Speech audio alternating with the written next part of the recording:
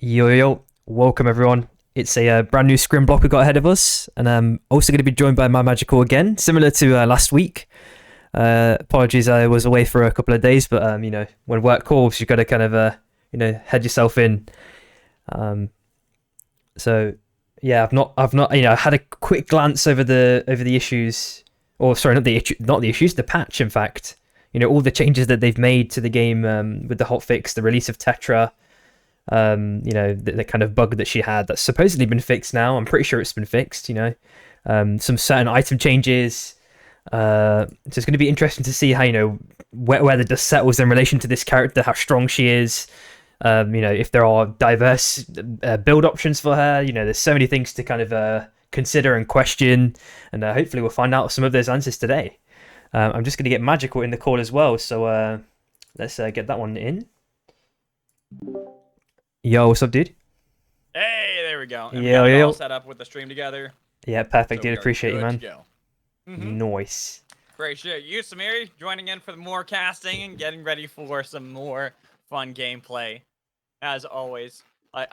So you didn't cast the last couple days, did you? Yeah, unfortunately, I had a work trip, so I was out and about. That's why. Yeah, See, yeah. I was on vacation. I was out in the desert, enjoying some time with the family and the wife. So it was Aw. very nice, but now back to some good old casting. Good stuff, man. So let's see. I want to see if there's any big changes to any teams that we've seen. We've got Not really seeing Furitiza any. for subbing for QTS.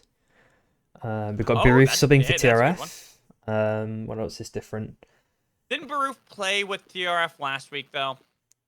Uh, Oh my, Possibly. crazy. I could be crazy. I mean, some people juggle around between like so many teams. It's hard to recall where they are. Very true. So it is one of those things. It's like, who played with what team, what order? Let's see. It looks like. Trying to see anything else. You might get pinged 3 times in Discord. I apologize. It's just for I'm just asking you for the self promo stuff. Oh yeah, I don't care. Just letting you know in advance. You're not just like, wait, Yeah. what's pinging me? Bro, Alright. you can ping me like Alright. 1,000 times. All right, here goes the flurry. It's only gonna be 3. It's not too bad. Yo, what's up, Rexa, dude, as well? Yo, Rexa! Alright, so we're just waiting on the sub team, right? I believe Sub-team so. Yeah. And who are we missing? With Shen, Deprak, and why am I forgetting the other player on Stormbreakers? Gecko. Oh, Gecko. Okay. Yeah, Gecko wasn't in the call earlier. Oh, okay. You should be here then, hopefully. Yeah. Only 2 minutes late so far. It's not too bad. Yeah, We've had worse. Well, we're missing a whole team, so Yeah, we're missing a whole entire team. Yo, OC15 as well. OC man, the goat. So OC, I'm expecting to see a lot of Eva play today, right? Right? Right? All right, I heard Eva's in a very good spot right now. From what I was telling you about the conversation that I was having with a lot of the players earlier, and a big one was about Eva, just how bad she is right now. Yeah, I think I remember. Well, I remember reading through. It wasn't OC's post, but it was another kind of Eva main, and maybe from NA, I think maybe, and they were kind of listing out all of the issues, and Yeah. I think OC may have spoken about a couple of them, but there's like a whole massive list. So Yeah, Eva not in a good spot right now. I mean, yeah. But obviously, it's been a week. Have you seen any scrims, including Tetra? I have not. Oh, okay. So it's Honestly, gonna this be will my first time. okay. Have you actually played with her even, or watched any gameplay? I've watched some gameplay. I've watched a lot of Zikrix videos. Yeah, sure. Done some really good videos about like describing the mechanics, the combos. I was trying to test them out, and I am bad. Oh my god! Can I not hit a single one of them? Yeah, I watched about 80% of the Zikrix video on like 240p because that's all the hotel internet could muster. Oh, So I was trying my best to decipher one pixel from the next to kind of see okay. I was trying to explain what this ability does. Okay, yeah, I get it now. I get the most of it. And then I kind of caught Cookie stream today from Rat, nice. and he was also demonstrating some massive skill or like cool tricks you could do with Tetra. So she seems like extremely bursty from what I've seen. I'm not too sure about build diversity though. Yeah, I have yet to even get. Remember, I'm like, oh, I'll try to get to work on like doing like my items research and stuff. Work was so busy and so slammed, I never had a chance. Yeah, So like, exactly. literally haven't had any time to be able to do that, and I'm hoping I can get there eventually. But I am getting a little bit more comfortable with the items. I think the thing is that anything that has a dunk, Grabby the Squid is going to be like the go-to. Just 100%. Yeah. a free way to get on top of someone to be able to dunk is always going to be a big one. Lucas saying Tetra is cool but overtuned. That's as I was talking about earlier. You probably missed that conversation, Luco, and I was in the Discord. Any new hunter, it's just a philosophy when it comes to a game like this, has got to be a bit overtuned because first impressions matter the most. Even if it feels bad at first, and hopefully they'll be able to rectify that, same like with Wukong. But it's always going to be the case. Yeah, yeah, 100%. Yeah, so you and I, Samaria, are a little behind unusually. So usually you and I are pretty on top of a lot of this, but I feel like work has kind of gotten us both a bit lagged on many respects. Yeah, I've tried to catch up where possible. I'm not going to know all of these abilities, but I know that there's a dunk. I know the quintessential dunk, and I know there's the kind of the Trump dream where you can build a wall. So that's all we can do. Yes. Like here, let me open it up. I mean, the big one I think is gonna be what is the Tetra. What is it? Tetra form? Is that what it's called? I can't. That's like the ultimate with the big wall. And then you have the little wall. And then like each of them have the punch with like both her LMB and then her RMB with the slam. Okay, here we go. I got the so Quake Punch is her Sure. LMB. Volcano Crusher RMB. Landslide is shift. And then Rock Wave is Q, and Tetraform. I was right. It was Tetraform. That is her alt. Yep. Of course, the play on words with Terraform. Mm-hmm. Anything else that's interesting? And then you pull it up right. I mean, I just realized I could pull it up. You're reading. I just had to test your vocal cords. I just had to make sure everything was. Every phrase was working. Yeah. I get you. My wife was just pretending to punch me. I still need to convince my wife to make some fan art of Super 5 one day. Ooh, One day I will. that'd be cool. Because she's a really talented artist. So. That's wicked. Maybe she. Ooh. Yeah. We'll see. I got her to play Super 5 once. I mean, she needs to make you like a cosplay costume of like whichever. I mean, who did you used to main like, or who was you main? When you played the game for like who you played the most out of the roster? Hudson was definitely the most. Hudson's always Hudson. like my number one. Okay, are you capable of getting the beard? I don't got the big belly. Oh, dude, I can't even envision you with the beard, man. I don't know why. I know. I can't grow facial hair. It's all patchy and everything. Oh. Plus, my wife hates facial hair. She already gave me a look once I mentioned that. Like, no facial hair, please. All right, so you gotta get like a patch for that one. The hair, I'm pretty sure you could do something with the hair. The eye patch is not too bad. Oh yeah, the hair for sure. I already got the blonde hair going on. Okay, yeah. But the minigun and the shoulder pads and the kind of backpack. That stuff's probably the easier parts, honestly, with it. It's like getting a lot of the gear. It's just the big belly and the beard that I'm missing. Sure. Those are the ones I'm lacking. What about you? What would be your hunter of choice? Mine would be Felix. I'm just trying to find EV. Am I blind? Ooh. EV. Are we missing? Evie? I am missing. Where is Evie? Oh, this is EV? Is that what they're saying, or? Oh, yeah, that should be Evie. Yeah, the sub team. Got you. Oh. There we go. All right, so we're still missing Gecko.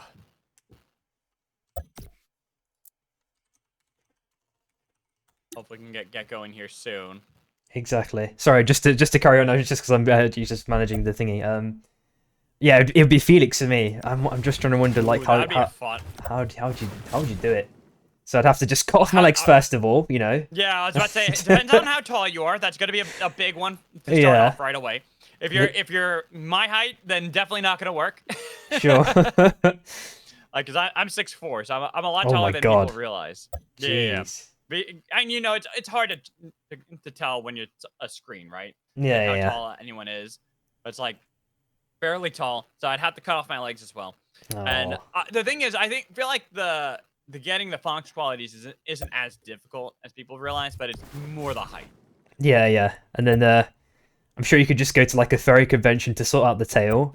And then maybe I don't know, you have some sort of like it's like an oversized Matrix pill on the back for the backpack. I'm not too sure about the rest. You know, you can maybe steal some bits from like a firefighter or something. Yeah. I mean, you can make a lot of that probably out of foam too. You know. Yeah, true. When there's a will, there's a way. It's all about looks. Exactly. So. All right. So now we're just missing one player. I mean, have you actually seen anyone done one yet? I'm sure. Surely there's been cosplays already. The game's. I think I've seen Celeste. Okay. I've seen some Celeste, easier ones, right? I think I've seen a Strike. Okay. Yeah. Oh, that's something I want to talk about with Theorycraft too. Is one thing I think that would be a huge boon would be doing something like. You remember? Were you ever part of League of Legends or no? Yeah. How far back do you go? 2010, I think. Okay, so you remember Summoner Showcase? Yeah. With Nikasor.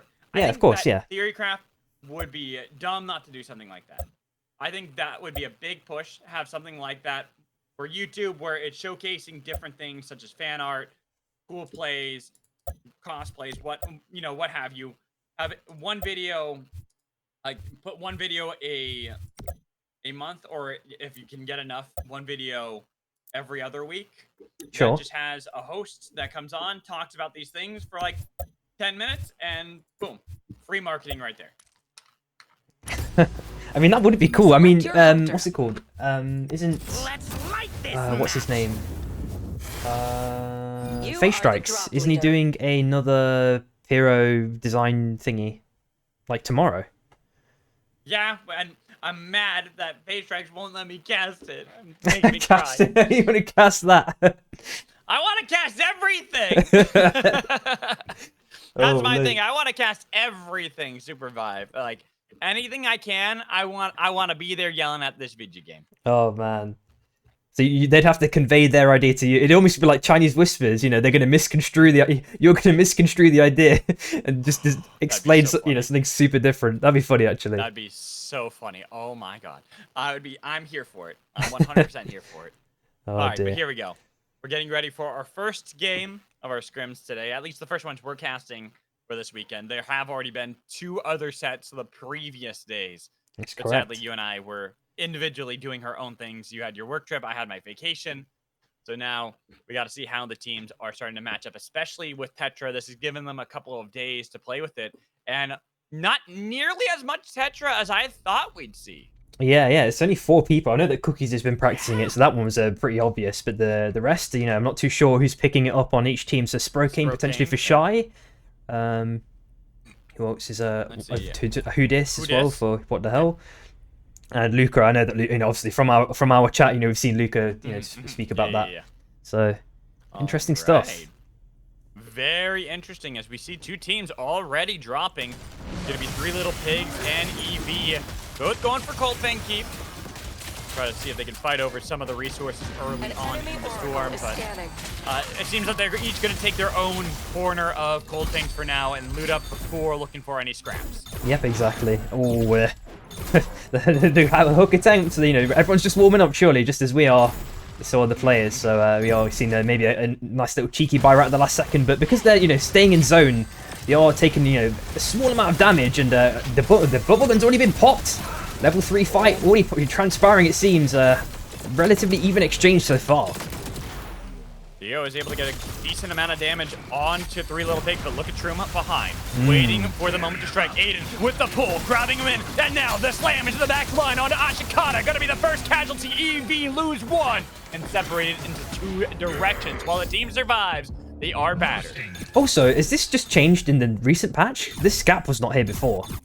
I don't believe so. Yeah, that's interesting because that's gotta have been changed. Yeah, I swear that wasn't there when we were casting last week. It was always like a one. Always be like a little joined thingy. Yeah, it was just fully. Yeah, like a little land bridge. Yeah. Huh.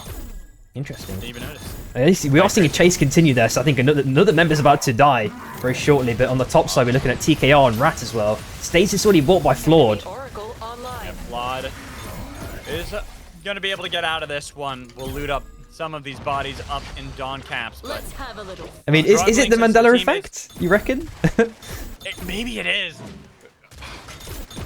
I need to check. I need to check a thingy. Last week's stream. We're gonna have to watch back some VODs. Yeah, for sure. Afterwards to see, because we definitely have some moments where we look at Coldfang and maybe we're both going crazy, but I remember there being a land bridge. I remember there being a little canyon there. Yeah, exactly. Because a lot of teams used to, because there used to be like a set of bushes on the left-hand side, and I remember, that used to be like the typical camping grounds for someone, trying to farm someone who just farmed Coldfang, Oof. And we are looking at TRF. We're starting with bullet trains too. Yeah. Ooh. Okay. Yeah. It was an RNG one as well, so you got extra lucky with that. Yeah, I love it. Everyone knows me and my bullet trains. Love having them as we go up into the northern part of the map. Tetra and the Shies might have a little bit of a scrap early on. Cookies and Adamark. Sans Tom Kick. Not sure where their kingpin is at the moment, but Guy's going to be able to take that Guardian pretty easily while we look elsewhere. And there's going to be Rattata actually recalling onto Tom Kick's position way down by Mage Ball. Yep.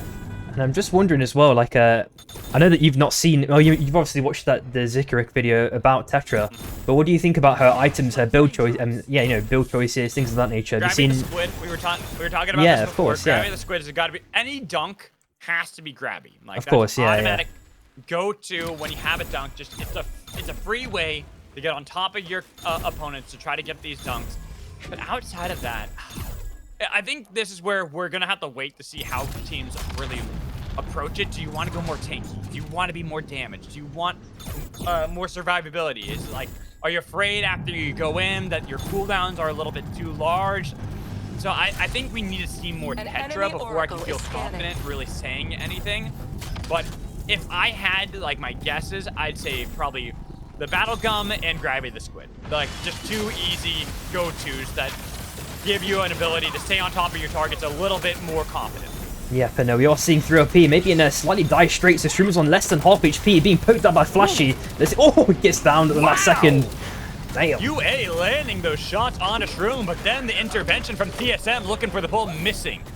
Now they have to see if they can regroup with the Sky Shark. Do they want to chase on it to the broken up theme of the three little pigs, or do they want to look for UA? It seems that they decided to go north and look for Hudis and Aiden, having already lost Shroom. Yep, and there's a potential fight on the south side and on the top right as well. We are looking at TRF just to the top right of them. We're looking at TKR as well. They are, just getting their items in when possible. Let's quickly look on the kill. We've got Deprek taking out Ashikata, so... And also a train rotation as well by Shy. Oh, I think the fight is actually, warming up even more. It looks like TRF are maybe chasing this one out. Already putting the chains down as they're on to TKR. Vlad gonna be the target over the abyss, but he's slowed. Easy target, taking a lot of damage from the hammers as well with the chains, but hops onto a Sky Shark to avoid getting dunked by Blackgrog. Yep, looks like it's going to be a full evasive maneuver there. He's going to make it out that one relatively scot-free on the bottom left-hand side. Just left of Prisma Falls, we're also looking at a potential fight between UA and TSM. Seems like these two teams ended up doing battle after all. I thought TSM was going to look for the three little pigs, but instead they wanted to chase on to UA, and TSM is not Team Solo Mid. It is Team Steady Momentum. That is correct, having a little fun with the wordplay. That's now going over to the machine. Red Frogs, Stormbreakers, always like to fight, especially early on in the game, but it seems that both of them going on opposite side of the lasers with the Mega Avalanche to separate the battle. TRF gonna go north. Yep, just looking at TRF's items, I think they got a load of random items because there's the Guardian Angel item. I can't remember what that one's called, but on Blackrock, for example. Something? It's not. You could be right, but maybe they've named two different items resonating. I'm not sure because there's the idol, right? Resonating idol, and then. Yeah, that's what it is. I was thinking that, but that's not the one. Yeah, that's not the one. It's something else. I can't remember, but it's the old GA effect, I think that one's still called GA. I think that one. Oh, is it? Oh, okay, fair enough. Yeah. It's relatively unconventional at the moment. Yeah, we don't see it too often, at least not in the 1 star. I think when you have more stars in it, when you get the old Guardian Archangel effect on it, that's a little bit more viable. Ooh, but let's put a pause, because right now QTS might be able to get the dunk. A nice hit of the Dragon Smash, but Look at the Shies on the other side. The wall put down by 3 of the little pigs. It's going to be Yasser trying to clean up onto QTS. Troy beat down Hertiza, the next target, but he's got enough heat left. And now, with the staff from OC15, he'll scare away the Shies from continuing the hunt. Yeah, there's been a lot of long-standing dances as well, it feels. Oh, and maybe a catch-up by Aiden. Looks like it's going to be an escape right at the end by Spider Brawl from NTU. Squid? Oh, there's no follow-up, unfortunately. Very close, though. Getting close. Very, very close. Thought for maybe a second that there was going to be the follow-up onto Spider Brawl, but we look elsewhere. The Red Frogs, one of the effects that was changed with Oath was being able to block those lasers with the shield. Was able to get the kill on to SB, but now we look at Purple. Pop it up on the staff with the Dragon Slam, trying to get the smash back onto EV with the rings to try to help out the defense, but overkill rounds did a lot of damage to Purple without any shields, and Grabby getting Theo nearby so they can execute that kill onto TSM. Yep, and it's also a red pack loss, and let's not forget, so that's going to be an extra disadvantage for Purple to try and come back from. Potentially between, was it in this case, TKR and Shy. Looks like they've been Shy been forced out potentially here, unless Yas has got something to say about it. As the teams kind of coalesce here in Mage Bog, we see 3 teams nearby: the Shies, TKR. I'm gonna mess that one up. The Tom Kick reject there, as well as we saw. I think no team up were nearby. No team up are here. Could have been the 3 little pigs that were up north as well. That's correct, and just top right for the mob reset, or the soul in this case, been nuked. Not been killed though, unfortunately. Face Strikes tries to go in with the singularity, the chilling finale pop as well. Ooh, how much damage? Oh, that's enough to seal the deal. Fuzu committed to make sure they got the soul, and then also Fate Strikes and Draco's got the kill on, so they can make sure that not only do they get the soul, but they beat Rattata. But we look elsewhere, more fights breaking out here. Sky Shark blowing up, doing a lot of damage to Levi, who tried to go aggressively onto Calcinator right as he was able to revive Shen, but he was able to blink back. And then the damage onto Oath, but UA, well, they've been split up. They're trying to heal Levi back to full so they can look for the re-engage, but a 2v3 is going to be dangerous against Stormbreakers as they launch the blast off and punch back Oath all the way to TSM. Dragon Slam going to go wide, but then another team, FFD, chasing down onto this lone Oath, who's having such a difficult time getting away from way too many squads that surround their position, and easily now executed by SB. And, meanwhile, while that fight took place, Yas is the last one alive for Shy. He's just chilling right on the edge. Evie kind of potentially gone. This nice hook there. Oh, and Orlando's is already down from Evie.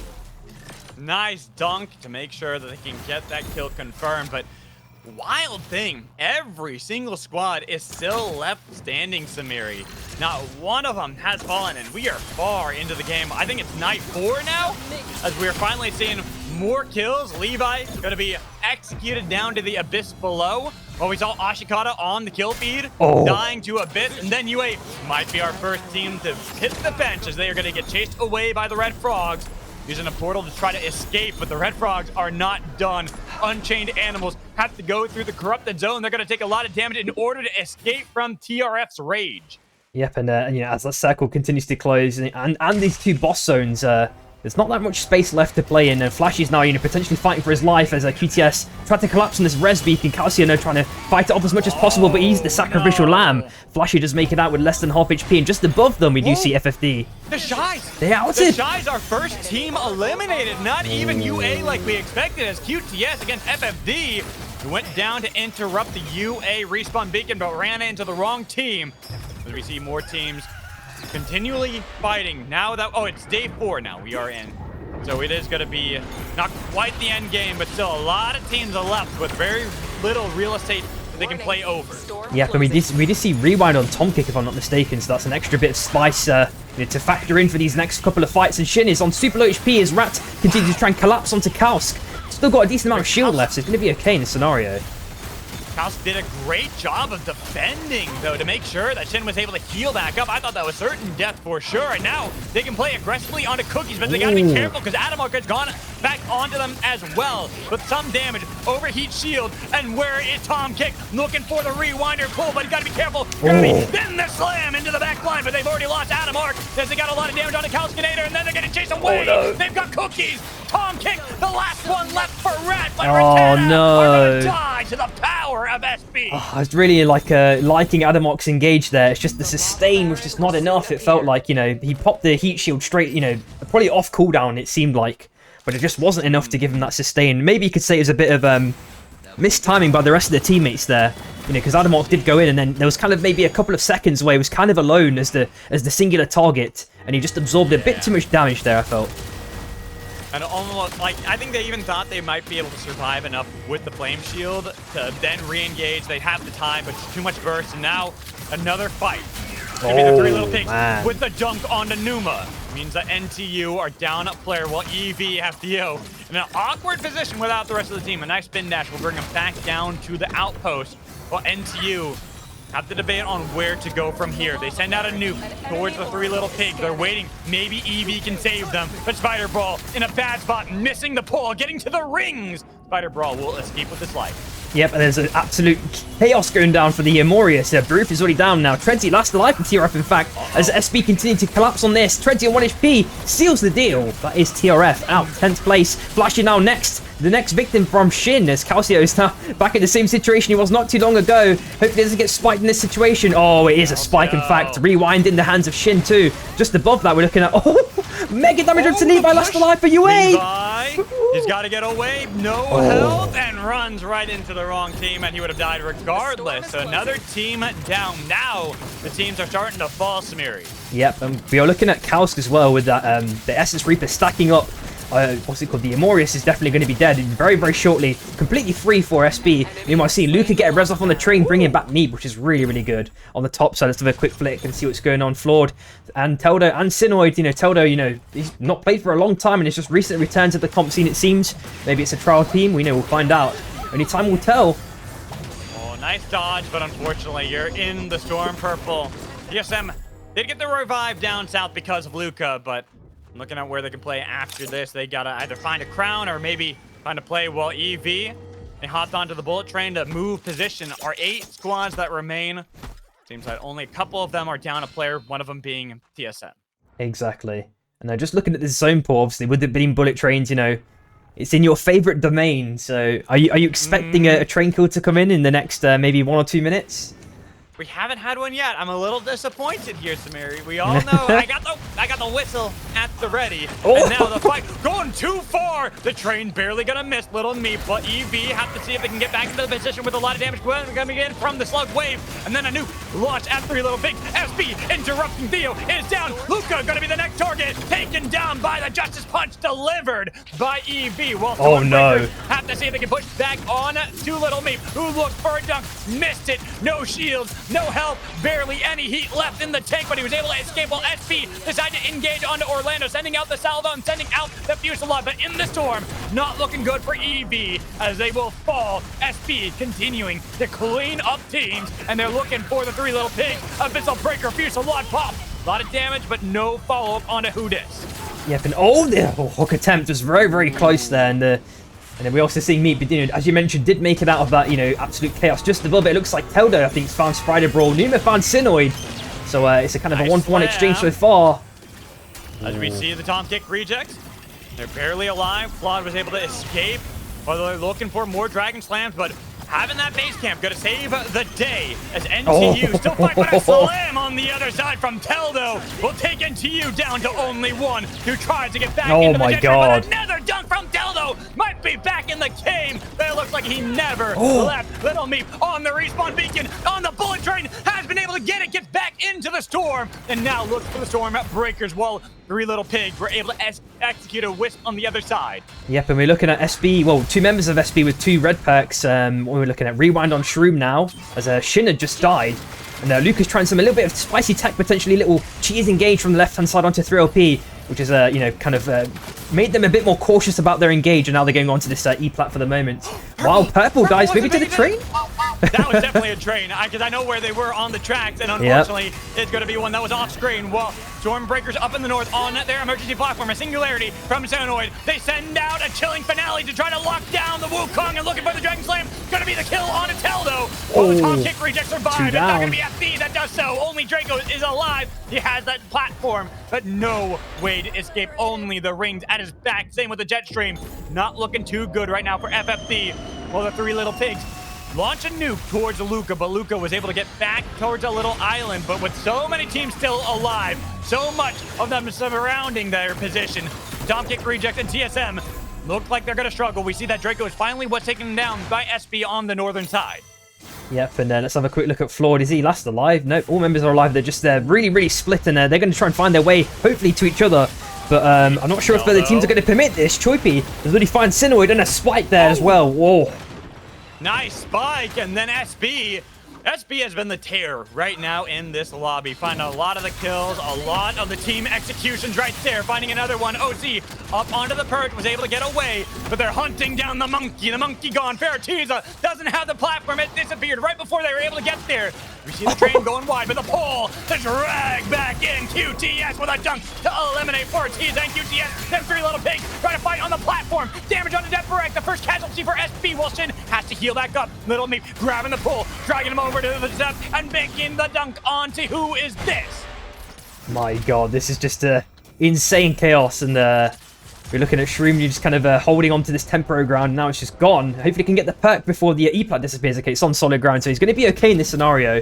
Looks like SB have also, sorted themselves out as well. Debreck's back in the game.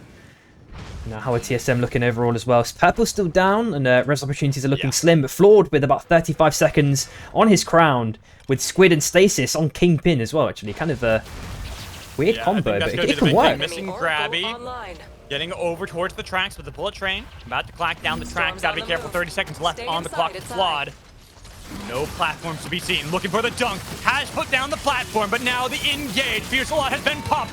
15 seconds, and you get it. Shroom is the one to find it with the execute on the Tom Kicks reject, but they're getting dunked by SB. They've got to be so cautious on how they play this one around because CSM, they still got two players, while SB down in the south, they are fully kitted up. They're ready for the pushback onto Luca, who tries to put down the Tetra form, looking for the Volcanic Crusher, doesn't find the spike, instead of them getting spiked down, leaving only Little Meep on a platform, and having that respawn beacon that was put down by someone else previously.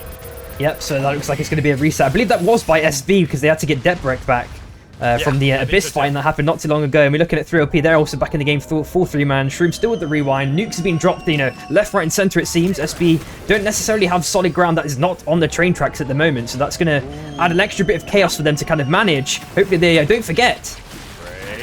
Right now, Grabby going a little bit too far there for Aiden. Not able to find it. Now it's going to be a blast off at an emergency block for Salon getting damage. Aiden trying to dash away. Was looking for the slam. Missing that one. Now Hoodit a little bit late. Where's the Volcanic Crusher? It's instead going to be them getting crushed. 1 for 1. The trade on the Shroom. Leaving on the out. And West Hoodit trying to push back onto SB. It's looking a little bit dangerous while TSM still on the tracks. You have to make sure they're not getting hit by the bullet train. Yep, and Hoodis is potentially attempting a box res, but SB just picked up a crown. Debreck is definitely not going to allow this one. The punch just narrowly misses, and the exchange kind of goes a little bit pear-shaped for Debreck. He can't really do too much with the... Oh, never mind. He's toast. He gets dunked there by Luca. Debreck still with about 1 minute 10 on that crown. And suddenly we see TSM, the team in control. Purple dashing over, Dragon Slam, the pull as well. The dunk from Little Meep takes down Calskinator. While the train might go past, you got a minute left on the clock. Death Barrack against 3 of TSM. No way out of this one. Grabby, dunk, win for TSM. I have to say, Meep has played the Squid Slam insanely well this game. Like, I feel like the hook and Squid Slam, he's just not missed any. Like, every time I'm like, putting my camera over his POV, I'm just watching him get a kill. Like, never ending. Very good stuff out of Little Meep. I mean, is it any surprise? It's Little Meep. Grabby is essentially just the grappling hook from before anyways. And that's something that Little Meep was already really good at in the past. So seeing that happen again, I'm like, yeah, that sounds about right. Yeah, exactly, okay. exactly. So Samiri, can I ask a favor? I want to test if we can try the slightly higher resolution for. Yeah, we stream. can give that a spin. Just 1 second. I will try that. We'll see. We'll see if it works for game 2. If not, we'll just go back. But some of the fights, I will say, it was a little hard, even with the 720. Not to see an exactly issue. what was going on. So I want to see if we can get get it fixed. Like at least for my end, I will say it was not my best cast on that one. Samiri, you carried that one. Nah, I feel like you carried that one, dude. I was No, not at all. I was like, I was very much tongue-tied in some parts. I'm like, That's fine. All right. So what is going to be our next? Yeah, I'm just getting that all organized and in check. So it's going to be portals. It should be for this one, unstable portals. Okay. Let's get that one organized. Unstable. There we go. There we go. I'm gonna switch to game 2. Yeah, I've already changed it to 1080p. So let me know if it's if you're having issues with it or not. It's looking really good. Okay, good stuff. Stuttering. I'm wondering if just changing it and making it so it wasn't automatic on the servers and just having it onto like the US East has been able to fix a lot of it. Yeah. Oh yeah, and Relic definitely, like, I was watching Sprokane and a lot of the players playing Battlefield 6 earlier, and it is, from what they were saying, it's really well optimized too. It's looking really good. Yeah, I mean the other games, you know, I played them and they just weren't performing too well, like 2042, of course. I was a massive Battlefield fan back in the days. I played loads of Battlefield 1 and 4 and 3, of course. This one's looking really good. Yeah, the only thing is that the secure boot. So I've got to what's it called? Turn on secure boot in my BIOS and hope my whole PC doesn't blow up. It's one of those 50-50 coin flips. Yeah, should I wish to get into the game? Be what stops me from playing it, honestly, because my computer is just too old at this point. Where it's like certain games, when they look too nice, I'm like, is my computer gonna just give up? I don't know. We'll see. Yeah. There we go. So nice win there from TSM. Well, very well done. I'm also not seeing any issues right now on my side. Everything's looking very smooth, which is good to say. Okay, wicked stuff. I think I can start now. I'm pretty sure he's good. back. I've given him 30 seconds. Okay. Let's give it a shot. As long as we got Luca back in this one and get back into our game. Select your hunter. And I have to pick Tetra, of course. Yet? I'm surprised.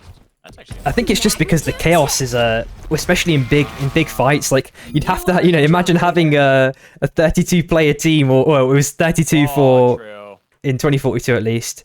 But I don't know if it's. I think it's 32 max now. Yeah, but I'm wondering with like the battle royale. Oh yeah, but the problem is the battle royale mode's always failed. I don't have high expectations for this one even. Yeah, how many times they tried it? They tried it in Battlefield 5 and in 2042. Yeah. Both times it just completely flopped. True. Well, so I will see. You never know. You never know how things are going to turn around. Maybe it'll be good. Yeah. Is the battle royale mode available? Maybe I could watch some gameplay of it after this cast. I haven't seen it yet. I haven't seen it yet available. I've heard, but it is going to be free to play from what Relic is saying. So that could be big. Oh, okay. Yeah. Not available. So. Okay. Fair. Okay, that is fair. We'll see then. We'll see later down the road whether or not it's gonna be, like, if it's gonna be worth it or not. But we're not here to talk about that game. We're here for another game. We're getting into game 2 of our lovely scrims today. TSM took a nice win. I thought Stormbreakers was going to be able to get that last one. You saw right there, at least we did, that 14 kills for Shin in that last game. Yet only 2nd place. Insane stuff. And I'm just having a quick look. I didn't get to see the loading screen, or wasn't paying attention to it in that moment. Yeah, so I'm just seeing if anyone had changed up any specific comps, or they're trying anything new, special, spicy. Shy's switching up. No longer going to be Tetra for Sprokane, going back to Kingpin, and then the old classic. Talk about that. Yep, and then Treadsy with what's it called? With Ghost there. I mean, he's played Ghost a fair amount before. They one is being farmed for free by them as well, it looks like. Just below them, we are seeing Shy, but I don't think they're going to be able to contest this one. And FFD already having a potential fight with EV as well. Looks like they're winning the exchange so far. Orlando is now on the south side on the ice temporarily with level 2. Rezasor's already been popped now, and Theo's there in the mix. Fate Strike's on HP, yeah. With Fate Strikes, this isn't looking good for them right now. Orlando's playing aggressively. Just needs to be able to get into the range, but Orlando's taken down. Fate Strike's looking for Dracos as well. In the 1v3, the next target, Fuzu. Back towards the respawn beacon, not even going to stick it. Knows there is no way to actually bring back the team. It's only about saving your own life, while Orlando's quick on the hunt. sending out damage, sending out Theo over the Abyss, jumping onto the jellyfish as Fuzu might be able to play with that Abyss and get a Flux Snare. Missing that one, gonna be devastating for this lone Krista as FFD, without any heat left in the tank, had to wait it out for the double dash. Fuzu still barely alive underneath the shock trap thrown walls, while Orlando does not give up until Fuzu strikes down, not paying attention to the heat, allows FFD to get the kill and the escape. I can't believe that. That was looking like it was going to be almost a secured kill there, or a team elimination, in fact.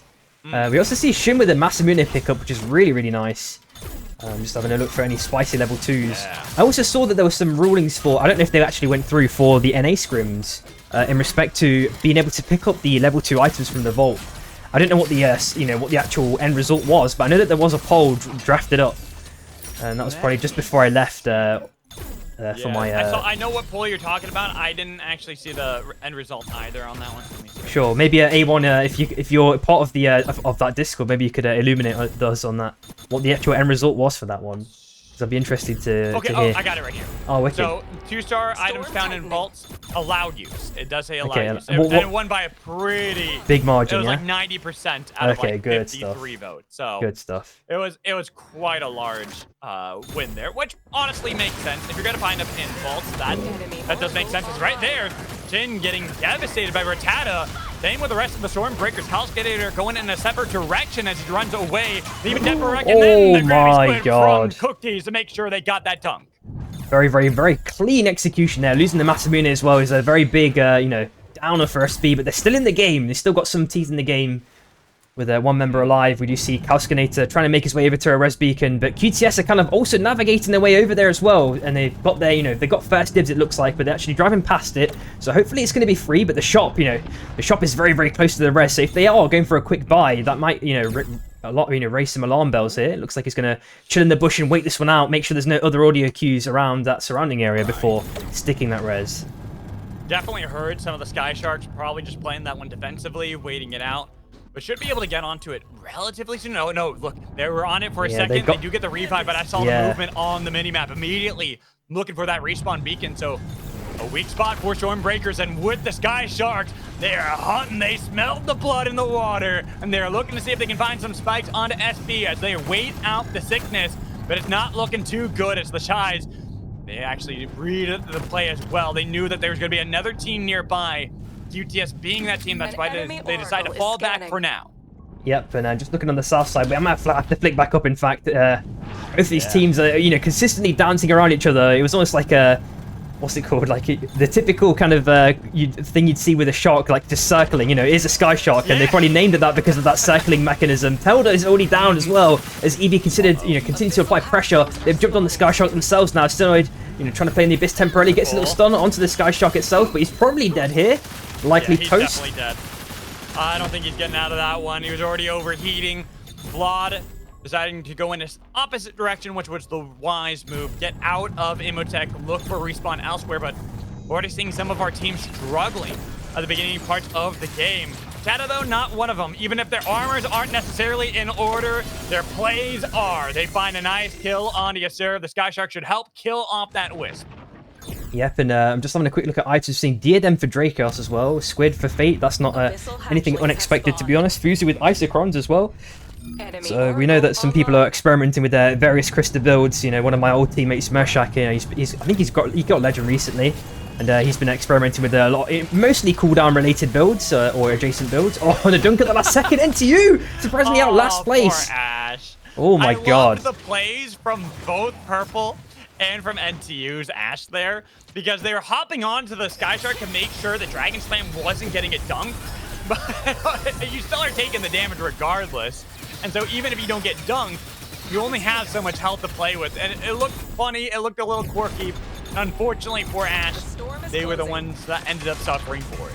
Yep, and we need to have a look at buys as well, because TSM only have, 2 relics for Purple and Luca, but Meep has a double, so hopefully they can get enough economy to kind of get both items or both relics online. I'm not sure about other teams as well. Okay, SB did manage to get their mostly a full buy. Essence Reaper bought relatively late for Kausk. Hopefully he can get the stacks in still.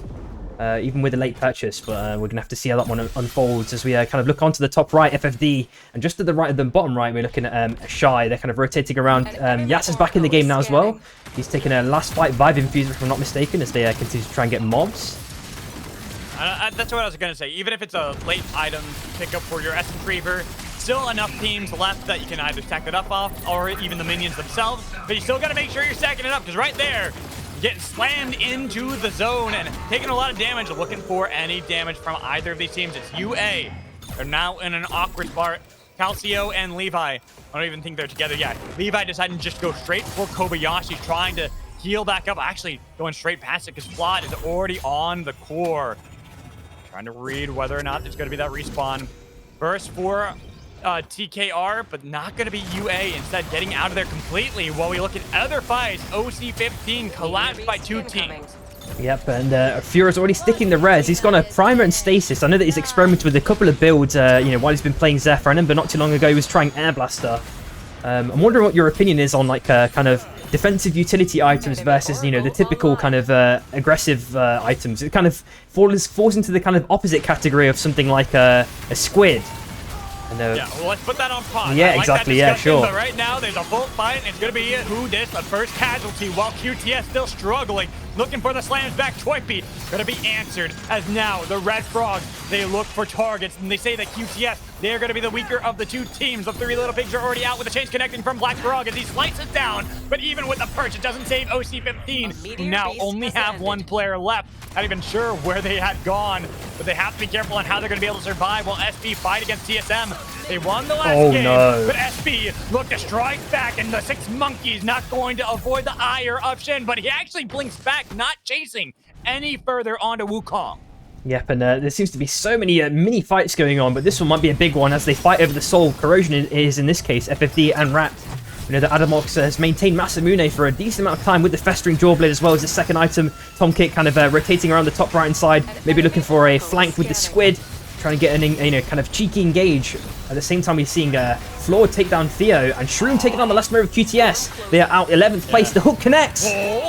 Nice big pull from Tom Kick, but it's a chilling finale separating the fight. Phase Drive jumped on by the flight of the Firefox, burned as they get the spike, the punch on a Draco, forcing him over the abyss while he skates away, hoping that him and Fuzu can survive. But the Sky Shark could have propelled Tom Kick over there had he played that one a little differently, but didn't know the direction that FFD had gone for. While we look at other fights continuing, every part of the map right now in constant chaos. With a nice double slam from Teldo, TSM eventually have been taken down by SB on one side, while DRF and the Tom Kick reject try to fight against SB. Shin in the forefront, but SB try to kite back. A nice grab to the Squid with a slug wave onto Shin, but they block him. No! The pull back! Picking up the kill. Flawd making sure they take down SB, and then Calcinator, the next target. Oh, no. The lone survivor for the Stormbreakers, but they got to be careful on how you want to approach this. Even if you have to fight against SB, the Tom Kick reject have to deal with the Red Frogs as they've already lost Xenoid. While they try to heal back up, Flawd has the armor, but do you have the damage to fight back? Well, Teldo decides to escape over the abyss, not even wanting to stay a part of the fight anymore. While we look at Sprokane. Last game, the Shies actually had a rough start, but here they're surviving by Sprokane while Rattata lose cookies to UA. Yep, and all Calcio has just had to knock Adamok down to the south, so they're going to get this res off, so all members of Rat are back up again. Corrosion is still up for grabs, if I'm not mistaken. Oh no, it's a different one. No, maybe it's Corrosion still. Yeah. It is Corrosion, yeah. So I think another soul was picked up then, the top right one, of course. Yeah. I'm not sure which one of that one was either. I'm trying to get used to the new icons myself. Ooh, nice pull. Picking up Fuzu. And Chains, it might have missed Dracos, but that platform not really going to save a Celeste from getting chased down by Black Grog, while Fate Strikes had to go around the long wall, and he is burning up. And then Sprokane right outside of Kobayashi's going through the storm. We did see that another team, UA, have been eliminated, so we are down to 7 squads. Yeah, there is a lot of space to play in now. We're looking at phase 3 for the Corrosion Soul. Rat have accumulated a lot of strength after they got that res off and they eliminated UA. They've continued to snowball, it seems, throughout the period of this game, while TRF are finally demolishing that Meteor Beast, getting it down to that those last HP bars. And it looks like they're going to get that one for free, relatively uncontested. Unstable portals, obviously. maybe a potential play for Sprokane if he wants to risk it. But, TRF are waiting there in the midst. Sprokane is now in day 4, so he's going to be able to, have those town guards be the extra defensive measure. While 3LP, Aiden was trying it. Ooh, getting close, and even seeing Phage Strikes entering into Kobayashi. So the Shies, they're alive. Phage Strikes, now it's your time to try to see if you can get into the core and survive, get the team alive. Not looking too good, though, especially when you see 2 Kingpins that are already in town. Yeah, but we've seen like very defensively a defensive characteristic kind of coming out from Rat, with Tom Kick influencing or driving the helm. Oh, the FFD went out, surprisingly, 7th place. It was only a matter of time. He was looking for the revive inside of Kobayashi. Of course, but with a Kingpin on the other side, just needs to land 1 hook. That's probably what happened. So poor Phage Strikes taken down. So now 6 squads going into night 3. Oh, and a temporary split there potentially on Hachi. Hopefully he can make his way, reunite with Sprokane ideally. Sprokane no armor as well. They've just recovered not too long ago, but they're still kind of bruised a touch. So hopefully they can find some armor repairs at some point. Sprokane chilling in the bush right now, maybe trying to get some information. We know that Rat are kind of doing the same thing. That was kind of what I wanted to mention, just before. That they're playing very, very strategically, kind of like how old TTV used to play not too long ago. Yeah. Ashikata sticking that res as well. Weird circle, though. We're going, not even with the bullet trains, towards Kobayashi's here. Immediate pull, but it is going to be daytime soon. You got about 25 seconds to still fight. 3 little pigs and EV. Anyone to fall. There's Kingpin for Aiden. Grabby the Squid. Connect onto Ashikata, but not enough damage was able to stick. It's going to be instead Orlando's the target, but he was able to jump above them. Then Theo putting up the wall, trying to make sure they can defend themselves and stay alive. Overkill rounds. Only doing hitting some damage. 3LP still playing aggressively. But here comes the sun, do-do-do-do-do. Because right now, no longer can they fight here in Kobayashi's. And actually has made his way through the portal at the last moment. Where's Yasser is the question. He's a little bit delayed. Finally makes it in right at the last moment. And the end game, we are now in the end game, of course. Let's have a quick flick up on the north side. We know that TKR were kind of dancing around a multitude of teams that look, quite battered and bruised themselves now. Getting those armor repairs in at the last moment. It looks like, TRF were pummeling them a little bit there. Baruf also needs to get some repairs in, ideally before the circle starts to close in, of which is, it's kind of doing now. And, right. I was kind of expecting them to pack up the base camp. Got to move it down south, get closer to Kobayashi's. I'm still looking to see where this next circle is going to take us. It's very rare that we see this kind of end game, at least not with the bullet trains being the storm shift. Yeah, of course. Oh, sorry, it's unstable in this one. Yeah, exactly. Okay, so it is going to go outside of Kobayashi. Yeah, I was it wondering should do, if it was going to hopefully, stay in there. And it's going to take us well north of it, too. So there it is. Red Frogs putting down a new space camp in a prime real estate already. Getting a great spot, but unfortunately, without Treadsy is going to be difficult. Another Dragon Slam from Taldo. The pull drags them away. No crown for the Red Frogs. A little late on their own pull, and no dunk with the Tetra form to make sure there's land beneath their feet, and so they eliminate the Red Frogs, while Tom Kick Rejects take control of land once held by TRF. I don't know if that was intentional or not by Cookies with the save there, but that is a really cool piece of tech. If you've got fast enough reactions, you can obviously prevent a dunk by temporarily creating solid ground with the ulti there. I'm not sure, if it was just, he just kind of wanted to go for that play anyway, or he was actually looking for a save. I'm not sure either. It definitely looked cool, but yeah, it looked cool. It was just like one of those unintentional cool things, right? Mm-hmm. Be like, I can save. Oh, it seemed intentional. That's what we're saying. Yeah, it's one of those where you say it to your friends. Oh yeah, I meant to do that, guys. I meant to do that. Yeah. I meant to. Uh-oh, Theo. Ooh. Late grabby squid. So many grabby squids and one dunk. It's all that matters because Theo is down. Emergency platforms on each side. 3 little pigs on EV as they take down Ashikata. Orlando's looking like he's got the fight in him, though. In the dog fight, he fights against Shroom. He fights against the 3LP, and he survives. While the team might not have, EV have one more chance. Yep.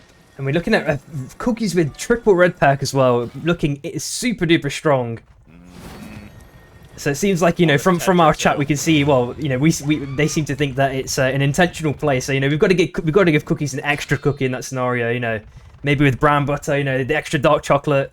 He deserves that reward in that scenario. It looks like, and a nuke's been dropped by Synoid, trying to kind of force Rat onto that mini island on the bottom right hand side, outside of zone as well. So that's going to be an extra bit of spice. Kind of going back, this is a conversation you were trying to bring up a long time ago. Like, what the defensive versus the aggressive items. Yeah, what sure. You can play for a lot of teams. I mean, we can talk every time. I feel like we want to talk about it. Something breaks out because I thought there was going to be a little bit more of a pause, but Adamark is going to be the one taken down, and then the dunk from Tom Kick, but not enough damage to be able to follow it up. I'm looking at Cookies. Oh. This Tetra, how you can play. Had Gravity the Squid landed, could have been devastating for them, but they are down one. Felix not looking too hot here for Rattata. That's why they put down an emergency platform. Not feeling too comfortable on this island. They know they can get attacked from two directions. The Tom Kick reject up in the north of the Shy. From the south, they send down a nuke for Tom Kick. Sees the Tom Kick reject, who now pounce upon the namesake of the Heather player, while Cookies has been left alone. Alone Tetra putting down damage, but a slug wave will silence Tetra and take down as he wait a minute. The stop there from DKR. Make sure there isn't going to be the revive, but there is that platform on the other side with a respawn beacon that brings back Rat. Yeah, but that is a triple perk loss. Last member of EV also out at 5th place. Ratava obviously managed to recover pretty decently, but Sinnoh just picked up those red perks now, so big power exchange there. Another res attempt on the south side. Shies, they need to bring back Spokane. They got a lot of damage from Hachi onto Adamark, but Adamark takes down Hachi instead. And then the Tom Kick reject try to push aggressively onto Rat and the Shy. Yes, sir, he might be alive, but he's the last one left for the Shy. Well, DKR and Rat, Scrabby Squid onto Flawed. Broken shields on both sides. A pole drags them back in. Cookies tried to separate, but couldn't put down the wall in time. Rock Blast a little bit late. They see Yes, sir, up in the north. And they decided to go for the attack onto the ship, but the ship was able to get back to land until the grab drags them all the way into the frozen tundra. Owned by the three little pigs. The Shy are down. Tom Kick rejects their own pole. They found a kick on it to Cookies, and now Tom Kick tries to get away. The three little pigs might be able to intervene. Adamark in the thick of it all with a nice flame shield trying to survive, and then Tenoid dying to Tom Kick who revives Rat. Heldo, the last one left. Tom Kick reject, now rejected by Tom Kick himself as they are on the run. And in fact, I just realized it's kind of a mini resurgence from TTV. In fact, of course, with Adamark and Tom, kind of back on one team under a different guise. It seems with Cookies as the addition, the third, third piece of the puzzle. It looks like in 3OP looking to surround Cookies at the last second. The Tetra dunk, the stun onto Cookies, low HP now, taking a lot of damage. Cookies managed to save himself, hopefully. Nice.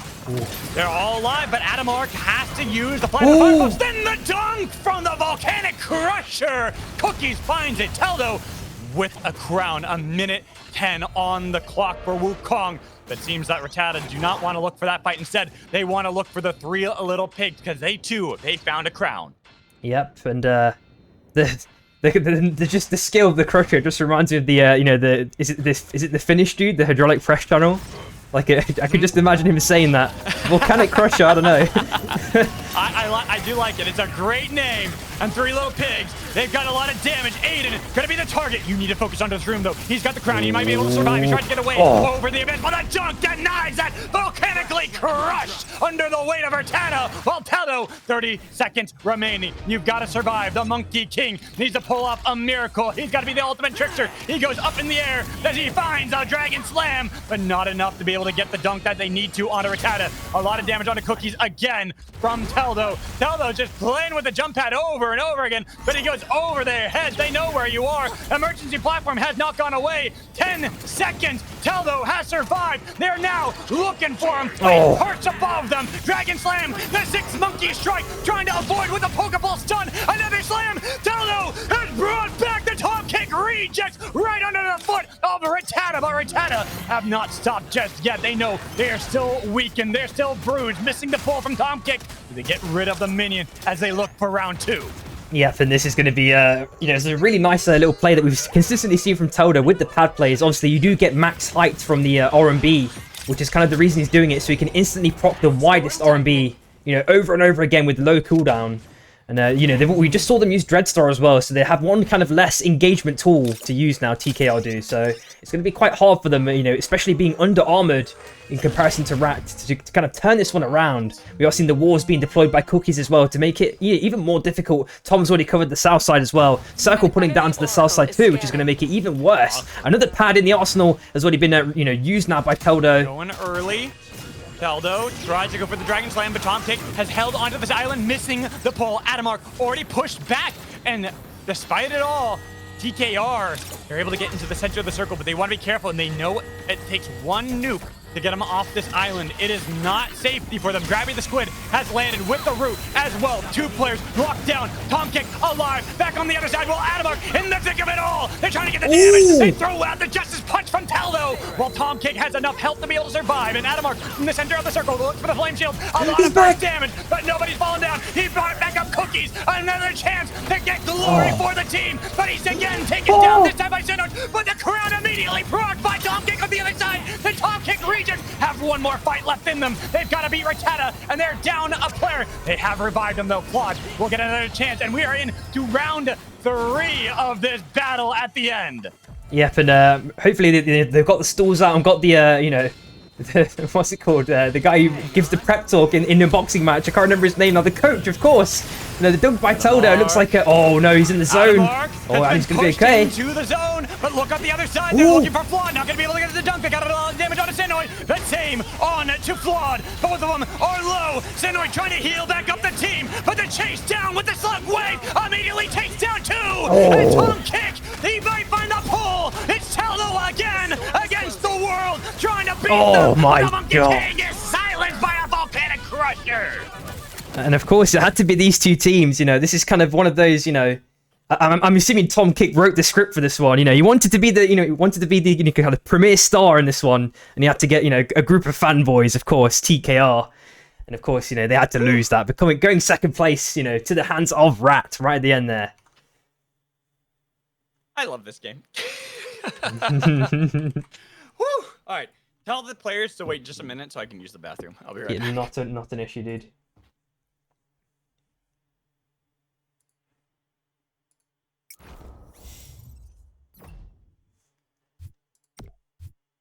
Next game is 1, 2, 3 bombing run. Missing a player anyway, so it's pretty chill. Blackrock is back.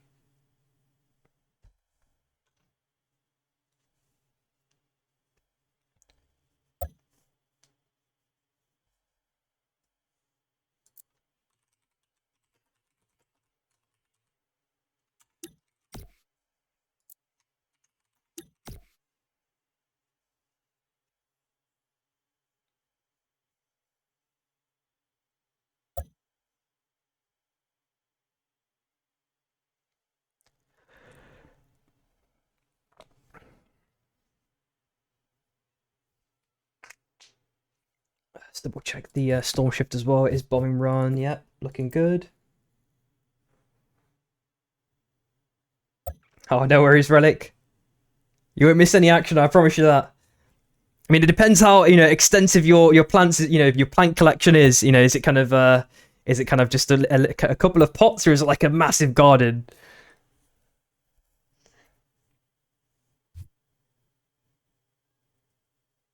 Right, I think I'm going to time this correctly. Select your hunter. I'm sure that it's going to be back in time. Surely. I'll wait here just to... Ooh, interesting. Forest cultivator. That's. I don't even know what that entails. All I can imagine is that your garden is just like, it's not a garden. It's like you've got like 5 acres of land or something. It's like something out of like Alice in Wonderland. You open a door and, you know, instead of it being like a normal garden, it's just like there's like 5 acres and it's just full of exotic plants from the far reaches. Yo, welcome back. And also, Critius, I'm glad to hear that you're enjoying the cast from me and Samiri. Hopefully it's the cast and not just the games, but the games are amazing as well. Of course, of course. All right, so bombing run. We got bombing run for ourselves here into game 3. That's correct. So you guys were talking about forest cultivation? Yeah, you could just have a quick read of the chat, and it's really cool to see, like, yeah, some... I have a way of accidentally killing plants on accident, even if I try to water them and take care of them. So I gave up long ago because I'm just not good at it. That's fair enough. That's fair enough. All right. So oh, we didn't get a look at the teams.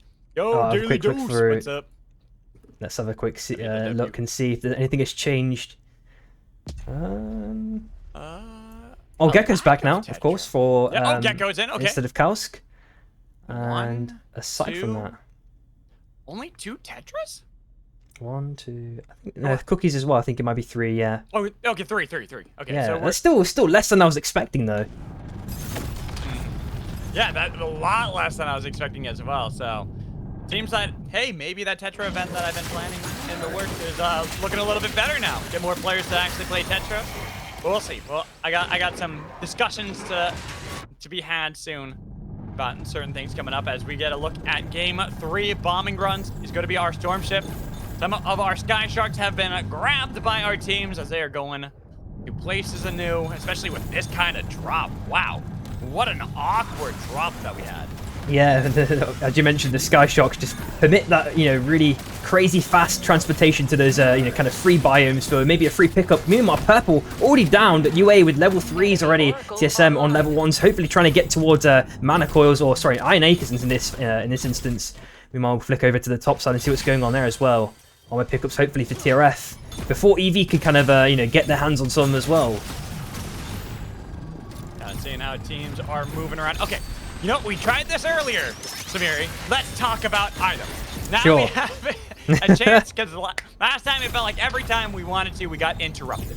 So defensive versus aggressive. You asked my opinion, and I think it really is a matter of how the game is going for your team, right?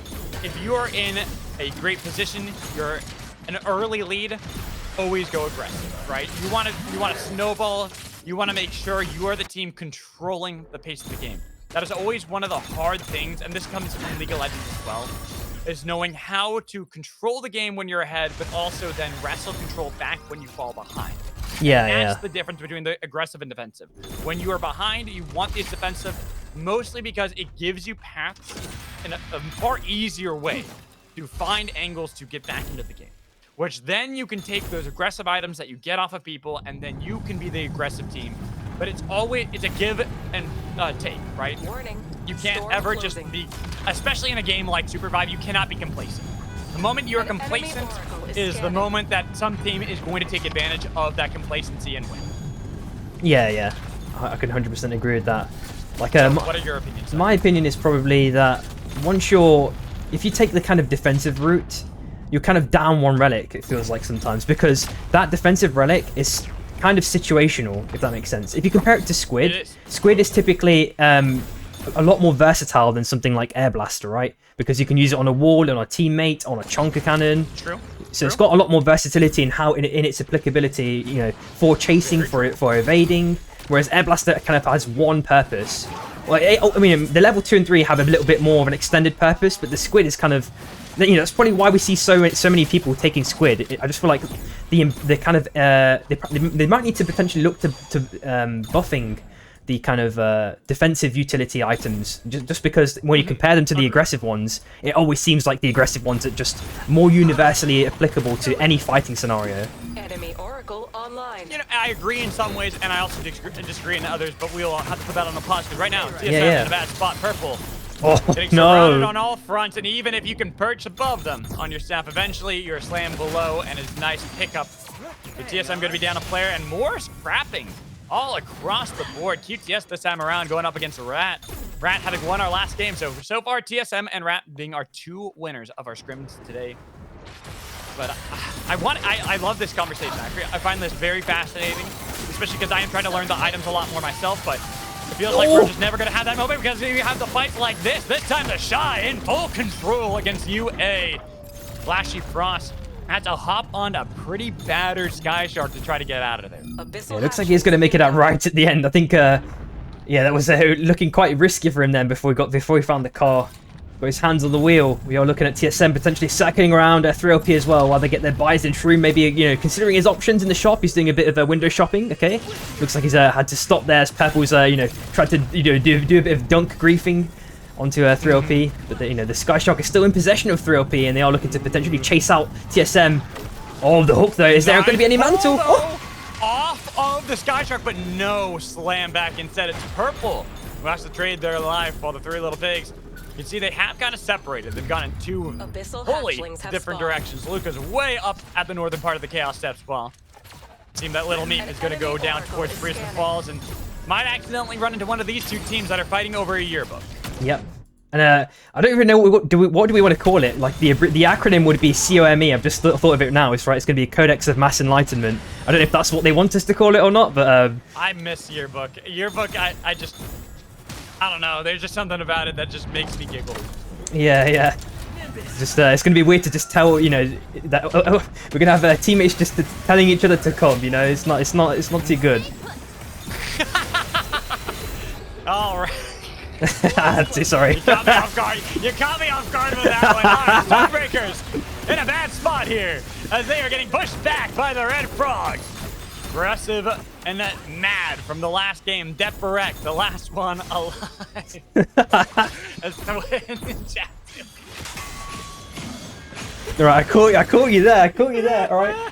Now, if I ever bring up that, if you ever see that red book again, you're not going to see it the same way. Oh, the hook. This might seal the deal for SB. Oh, no. There it is. Out last SB, place. Our first team eliminated. They were not quick to come, it seems like, in this game because they did not get anything, and they are already out. Yep, and Adamok does get onto the Sky Shark right. Oh, no, Sinnoh jumped on. Xenoid! Xenoid just hops on it. Adamok hops off, but the bunny and Fox fight it out. But you gotta be careful. Xenoid almost dashing right back into the train. Could have been an early whistle, even without the bullet train in this round. While we see that FFD against the Tom Kick Rejects, our second place team from last game. Already seem like they're in a difficult position as well. But back onto the train, UA and EV. A lot of damage from that salvo disrupts UA, sending him out into the storm. Careful with the jet stream as you're gonna fall. EV eliminate another squad. Wow, this is an extremely chaotic early mid game. Cookie's on super low HP. The one auto will seal the deal. Looks like he's made it out along with Adamok. And Tom Kick has not fared too well. He's going to be down for the moment. Choipy. Seems like every team's struggling in this one to kind of find their foothold. When one fight ends, another begins. The Ouroboros of this game is right as we say it.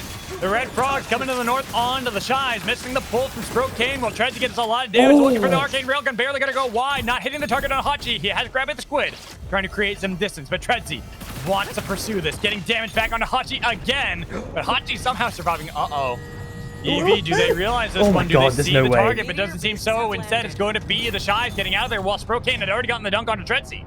Yep, looks like maybe the fight's temporarily stabilized. Hachi's still on low HP, but he's going to be able to heal up rapidly on those on that kind of bark there at the end. He's just looking for some ghost mobs to farm up as well. It looks like TK are going to get that soul for free, probably, very likely, on the south side as well, just below. GTS, NTU. Oof, Numa already downed.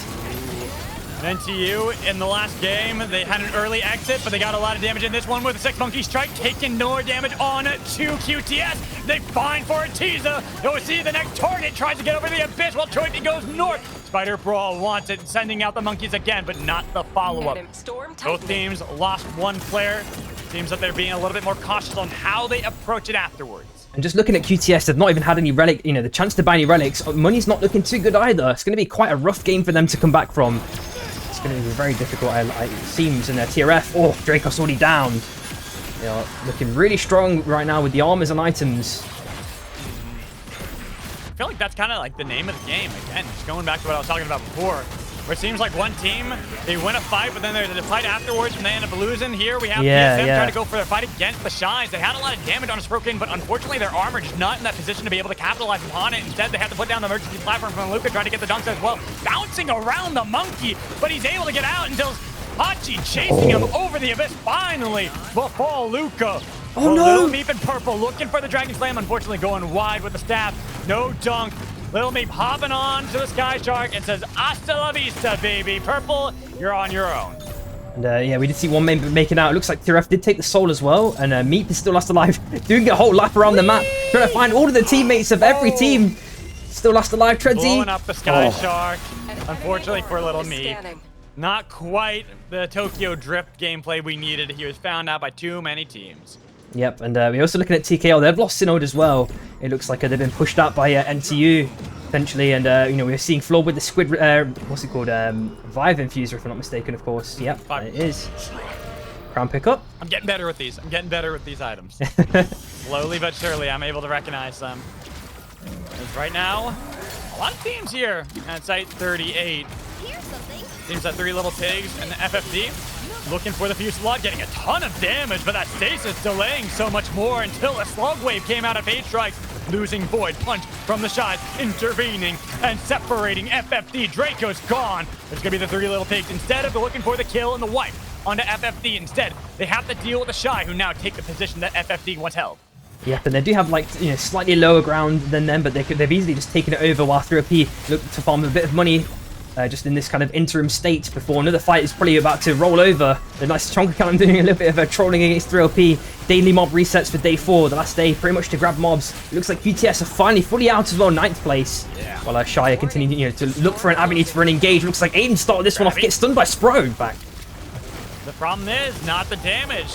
Gold armors against the tier 3 blue armors for Aiden. Spro just in a lot stronger of a position, so he gets the grab, takes them all the way over to the Junker Cannon with the Fusillade on each side, trying to get the damage, but nobody's going to fall just yet. It's going to be Hudis, who has to heal up and wait it out, while Aiden's still in the thick of it, as they have him fairly out. But Hudis, so low, the cannonball picks up the kill, and looks for both Shroom and Aiden simultaneously. But yes, sir, instead of actually hunting down the kill, as they let Shroom get away, the Red Frogs, the Ouroboros of Survive. When one fight ends, a new team shows up, and this time it's the Red Frogs, as they will take the place, and then NTU showing up might save Shroom's life and allow him to be able to escape until he runs into FFD, the team that had barely survived their fight against 3LP earlier. Yeah, and it's just going to be a pinball situation for him. He's going to be bouncing between team and team, He's trying to find a safe spot, a safe haven to just kind of relax for a second, regather his, bearings. Oh, the hook attempt. Oh, he actually gets into Blackrock. Oh, but the reinforcements. Oh, the damage. The bigger problem. Oh, Grabby and the battle gun right there, kind of working against one another. Didn't allow Baruch to chase down that. Instead, gonna leave him in a 1v1 duel, while FFD, they have their 2v2. Red Frogs kind of waiting for how it plays up in the north. They send down some napalm onto the base camp. Uzu's forced to dash back towards Fate Strikes, who doesn't have very much armor.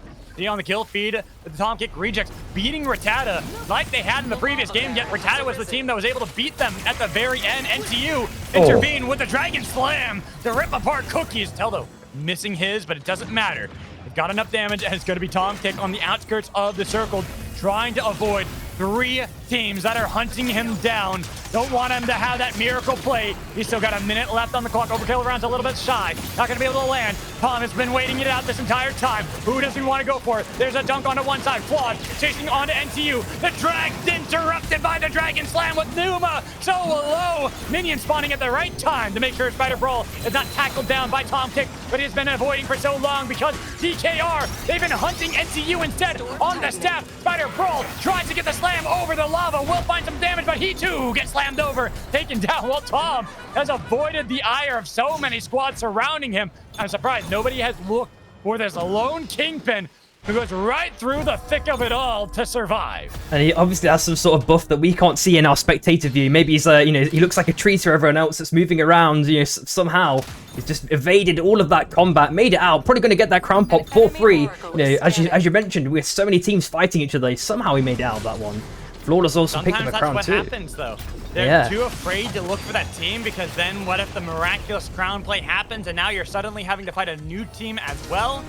So they'll let that crown proc. Teldo above everybody, seeing that where to go, deciding to go down to the oblivion as he's spiked by Cookies. And then the Shy disrupting Rattata. Tom might have revived the team, but it's only going to be Cookies and Tetra alive. Yep, and we need to see who's going to get that ever-important hook. It looks like Spurkin has found it. Nice Who this is dead. So, going to be down 1 player for 3 little pigs, but not out of it. They have Aiden with the gold armor. FFD try to swap past them onto the boat, looking for the pole, getting a lot of damage on to Shroom, sending out the salvo from Fuzu. Unable to actually capitalize on a Shroom just yet. It's going to be Cookies instead with a slam! Rattata, they're back yet again! Looking for the fight, but the bombing run going to interrupt it, make it difficult for them to try to regroup and where to go afterwards. They have to wait it out. Another Grabby. This time it's Aiden getting the slam onto Cookies. And I guess the question is going to be, is it going to be Tetra Jordan or Michael Tetra? What are we calling these dunks? There's got to be a name for this. I know, right? We got to find something for this one, because there's so many dunks coming in from Tetra. Online. They look really cool. That's what we need. We need a basketball skin for Tetra. Exactly, man. Oh my god, I'm not, there's so much they could cook up with these skins, especially for some of these character designs. Aiden's picked up a crown, it seems, 1 minute 25, playing on the win rings, while just below them, bottom left, Rat are chilling as a two-man. They may be looking to mirror this. Oh, the E-plat play was very nicely predicted. Platform, and now Tom looking for Aiden, but just shy of the Primal Slam. So Aiden, despite it all, almost had it. An emergency platform denied it, and now Fate Strikes with 50 seconds left on the clock was hoping to swap someone over the Abyss and get their own slam onto somebody. It's just Hachi with the salvo launched at them, blast off right on top of EV. The punch back, but the E-plat not your salvation as they look for the arcane railgun snipe onto Hachi. Yeah, the only thing that maybe could have been different there is Yasa could have stood a little bit closer to the, for the squid to the squid play to happen. I mean, he did get rest in the end, but you really see Tom here in the bottom left with Adamalt pretty close by, just below. So maybe there's going to be a mini 2v2 fight that happens there. Rez attempt is being attempted here by FFD, which is going to be successful. They're going to lose the bonfire potential in exchange. Maybe Theo does steal that one in the end. Looks like that's going to be the case. And Aiden, 25 seconds, he's managed to put up some walls as well potentially, or maybe that was Rat. I'm not too sure. But 20 seconds left either way. Based off where they are and where the E-plat was, I'm imagining that was Rat who put that there. Yeah, probably wanting to get a pull onto them so they could drag him over on the other side of the wall, not having an easy escape. We see Aiden, who wasn't sure if he wanted to stick onto the respawn beacon or just wait out the crown. A few seconds left. Adamark, Tom kick a little bit too late to stop Three Little Pigs, so they're going to get that respawn. Then Grabby looking for Tom. Oh my it's gonna god. Be the snipe instead from Shroom, and actually it was FFD who were somehow able to get that one onto Aiden. Yep, and it's another crown now in possession of 3OP. How many have they held? My god. They're just kind of going through each one of them. Each one more tarnished than the last. But we do see that Tata are winners of game 2, getting eliminated off screen. So down to 4 remaining. The Shies, FFD, Three Little Pigs, EV. These are going to be the teams that will stare one another down right outside of the Chaos Steps. A nuke. Getting rid of the base camp. Shroom and Hudis no longer having that safety, but Kasur looking for the snipe, but he couldn't get the dunk because of the E-plat just in time, while Shroom getting a little bit of damage to Fusela as they whip. Both of them go into the storm, trying to blink away, but he blinked right on top of FFD, as it's going to be Shroom finally falling. Draco's got the kill confirmed, and FFD, they're back onto their boat. So much space to play in now for these final 3 teams. FFD, almost on nearly every team is looking strong, pretty strong, but maybe EV are maybe on top by a touch. We're looking at a gun for Dracos as well. Stasis still on phase strikes. You've got Sunweaver and Isochron's, I think, for Fuzu. Yep. Quick flick on everyone else's skills. Double Grabby, Essence Reaper, Refractor. It's an interesting pick for Yasa, but it's nice to see a couple of deviations here and there in respect to build choices. Every so often see some players also depending on the position they're in, where the game's looking right now. Like for Draco, still seeing that Grabby, Battle Gum combo. Kind of expected here for most Kingpins, unless they're able to get something. Dreadstar Refractor for Orlando's. Yep, and that's likely off cooldown, right? So that's going to be very instrumental, I think, for EV. If they do manage to hit a big one, get that stun. Especially looking where the circle is going. Yeah, and then combine that with bombing runs. It's going to be really rough. Shy have that very tiny island over the Abyss. EV, even if they have land, there's a lot of lava surrounding them. FFD, they're going to slowly be pushed onto a little bit of land they've secured with their base camp. Yep, and one thing I guess we've not really mentioned since the patch is the E-plats are now 500 from the shop, right? So maybe we're going to see some purchases happening from Theo, for example, while he's on the shop right now. Maybe doing some advanced planning for this last couple of fights that are shortly going to happen. Looks like a nuke's already been dropped against EV. Going to go down to the south side, in fact, onto Yasa. But and there's the Dreadstar. Go down to the south. There's the Dreadstar. It does get the stun, but Strokan was able to get back with a Fierce Life coming in from Yes Sir. Ashikata a little bit late. Had to wait for the fire to dissipate before he could join in with the rest of the team, and they continue that fight against the Shy. The pull, it was onto the minion, not the right target. So Strokan has to wait on the E-plat while FFD try to push in, reading the moment and realizing they can gain some land that had been vacated by EV. Yep, and that's an extra stack for Sproken, if I'm not mistaken, maybe killing that mob. Oh, and he gets the dash back. Does he get the dunk? Beautiful. Oh, it's a reverse hook! He was able to get back, and then the E-plat, and then we see that Draco's with their own pull dunk combo. with Shy only down to Hachi. Oh, He's man. in the mana coils, but they are chasing him. The punch into the wall, right past FFD. Where's a crown? Where's anything? They've sent out the salvo. Singularity on the 2 from Fate Strikes. Pops them anew as they go into the storm, losing Ashikata, Theo, Hachi. 2 survivors for each of their team. It's FFD now in full control. A respawn beacon outside of the storm. The crowd somehow finding the slam back. Fate Strikes played into the hand of EV. While Fuzu had sent out the salvo. Hachi finding their own crown. And FFD, you had everything, but it's all gone. I can't believe that Fuzu gave them the res there and the hook back. Are they going to get the dunk too? Oh, yes, it does get spiked.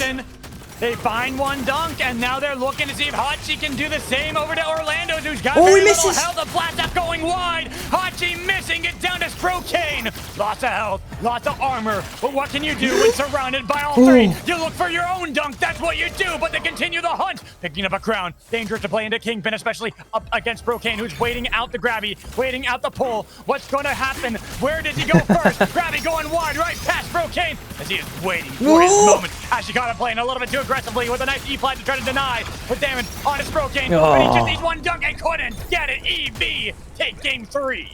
And, you know, as I mentioned just before, those E-plats, you know that so many people have bought them. You know, everyone's just stocked their inventory with it. It's like a pick and mix, but it's only full of E-plats. There's no other sweets in that bag. And they're just picking that every single time. You know, in these final circles, if there's ever an abyss, you're always taking that E-plat. Every single time, you know, pay dividends so often. You know, it seems like that has become the correct counterplay. Maybe dunk characters are going to become less prevalent. You know, if this continues to take effect and continues to magnify in all of the players' minds. You know, make sure you save 500 for at least for the end game. I agree. I think honestly, how they've changed E-plats is probably for the better, making it the consumable, making it so that you do have to buy them. Maybe a little bit too cheap because you don't want to take away full dunks. You know, you don't want to make it so dunks are completely useless. But this has been a good nerf towards dunking that a lot of people were having problem with. Yeah. It kind of compounds on the mind games. But I guess this one thing is we can't really see as spectators. You know, we can't really see their inventory. We can only just kind of guess that they're going for E-plats. You know, I got the guess right that time, but you know, in other cases it might be different. Where luckily Hachi still had enough for a crown. Just in that last fight. So.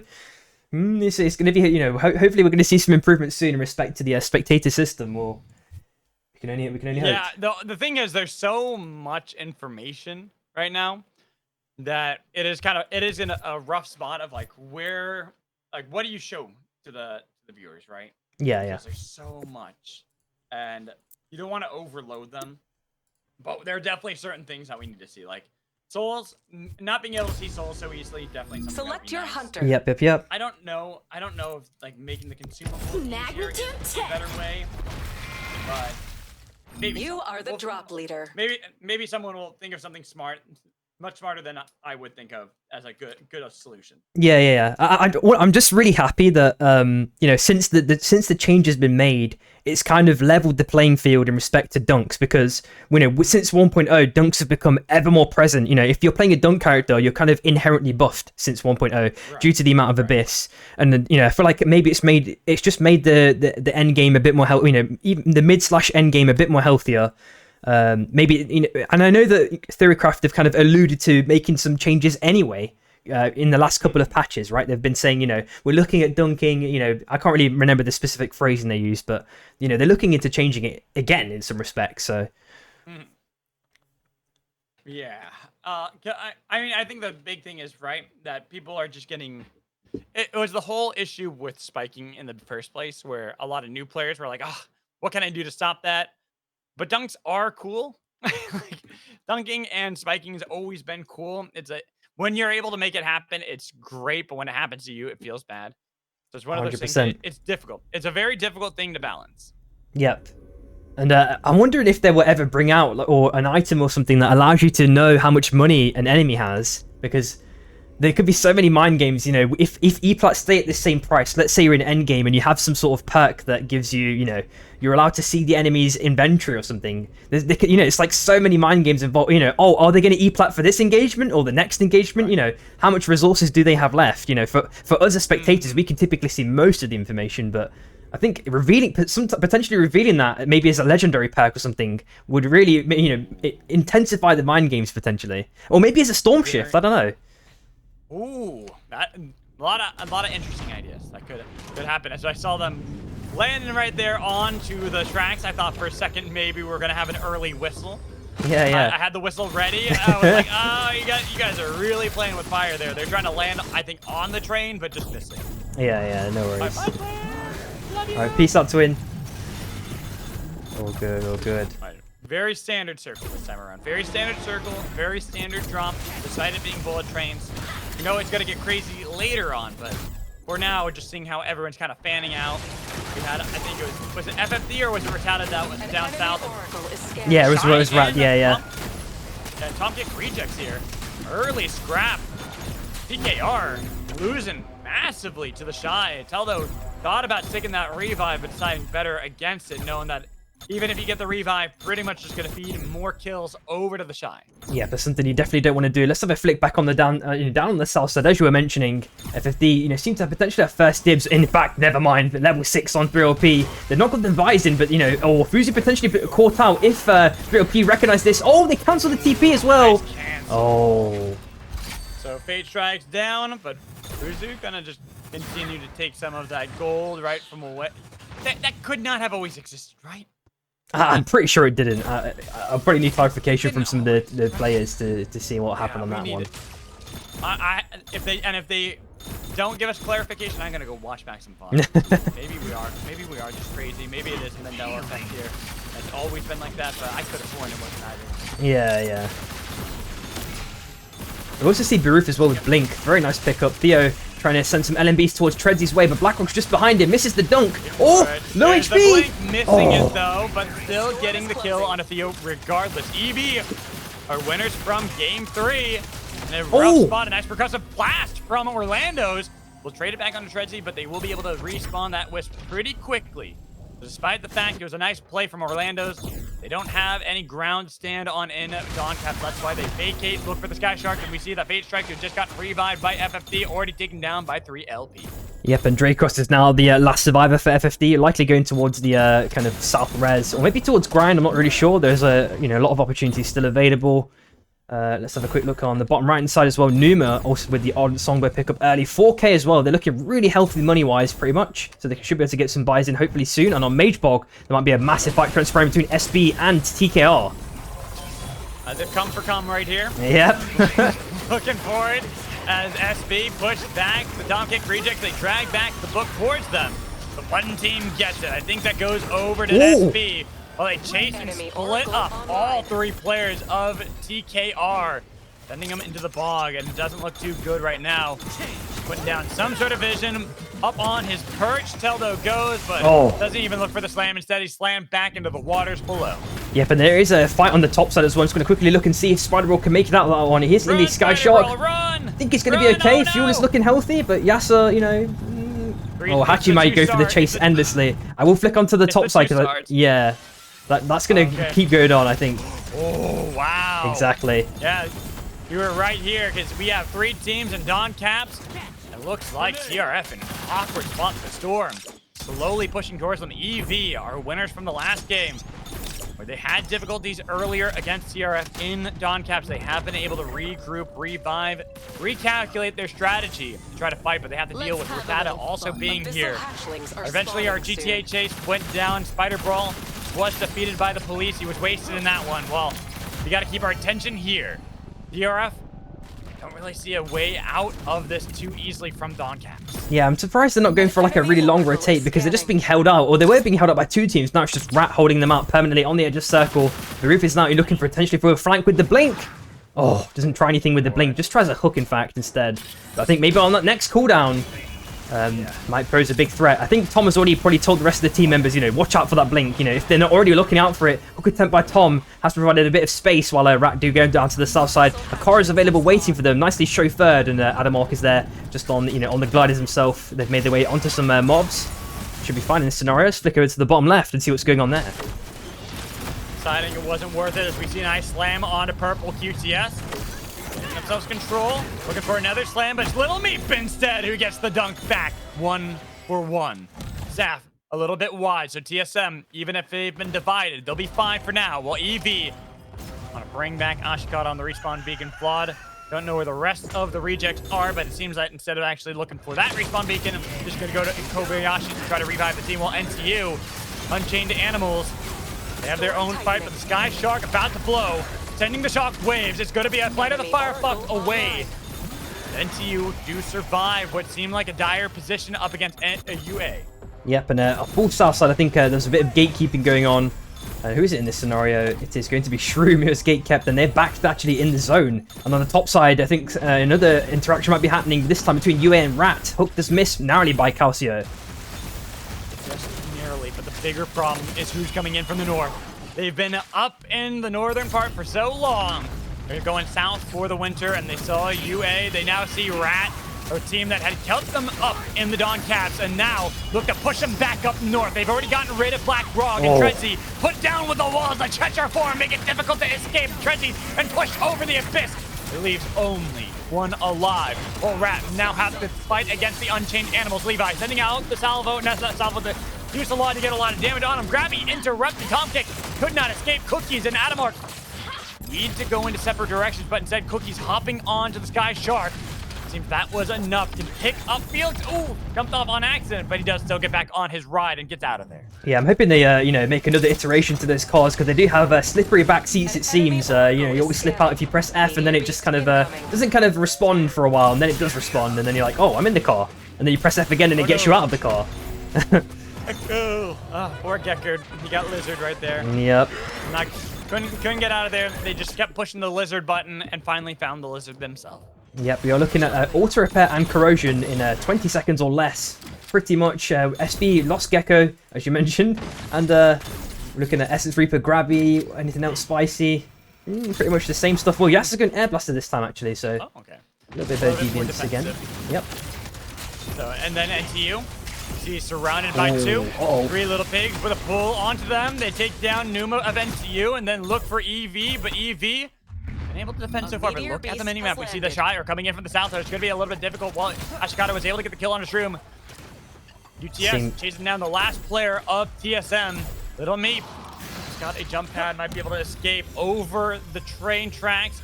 Dragging in for Arteeza, looking for instead the rings to try to get up towards Kobayashi to survive. And this is what I was talking about.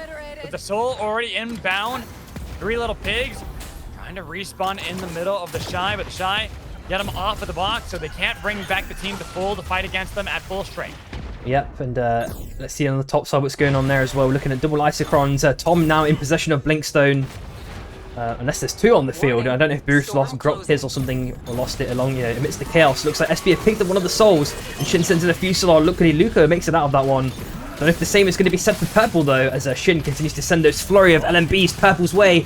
Sends the R&B. Looks like he's going to be okay in this scenario, but for how much longer? Oh, no. Too much. Yeah, eventually there's just too much to bear. Cooldowns weren't there, and now into Kobayashi. It is getting crowded here. Yep. Air Blast is available, and I was waiting for that blast. Another one! This time it was Little Meep getting the Air Blast kill. Seems CSM will stick onto the core. Oh, I see. Black Grog just passing by on the bullet train. Another pull, but not into the core. Theo barely avoiding it. I think TSM getting the first respawn. It could be Ashikata after that. Every team is still alive, despite all of these wild plays here, Samiri. Yep, and on the bottom side as well, it looks like Tropy's already down. QTS now a two-man. Furo, he already gets dunked as well. Very cleanly by Gecko. The Squid narrowly misses. Fusillade popped. OC, can he get dunked? Gets one, in fact. Nice dunk. Oof. I almost cast a curse to team right there, but OC 15 does keep the team afloat. And then Theo, the last one for EV. We go from first place to last place here in game 4. Gonna be difficult as more dunks are attempted. A grab is landed. And almost a dunk onto Luca, but Luca does get back to the rings to get back with the rest of the team. While EV stick onto the respawn beacon to bring back the team once more. Yep, and Aiden may be patiently waiting for UA and EV to kind of, move away from this rest so that, he can hopefully stick it. But just below them, you're looking at TKR, TSM. Meep chilling in the bush, looking for a surprise hook. He does get it. Landed. With the ulti. Off of the perch, but a nice 6-strike monkey was able to get away.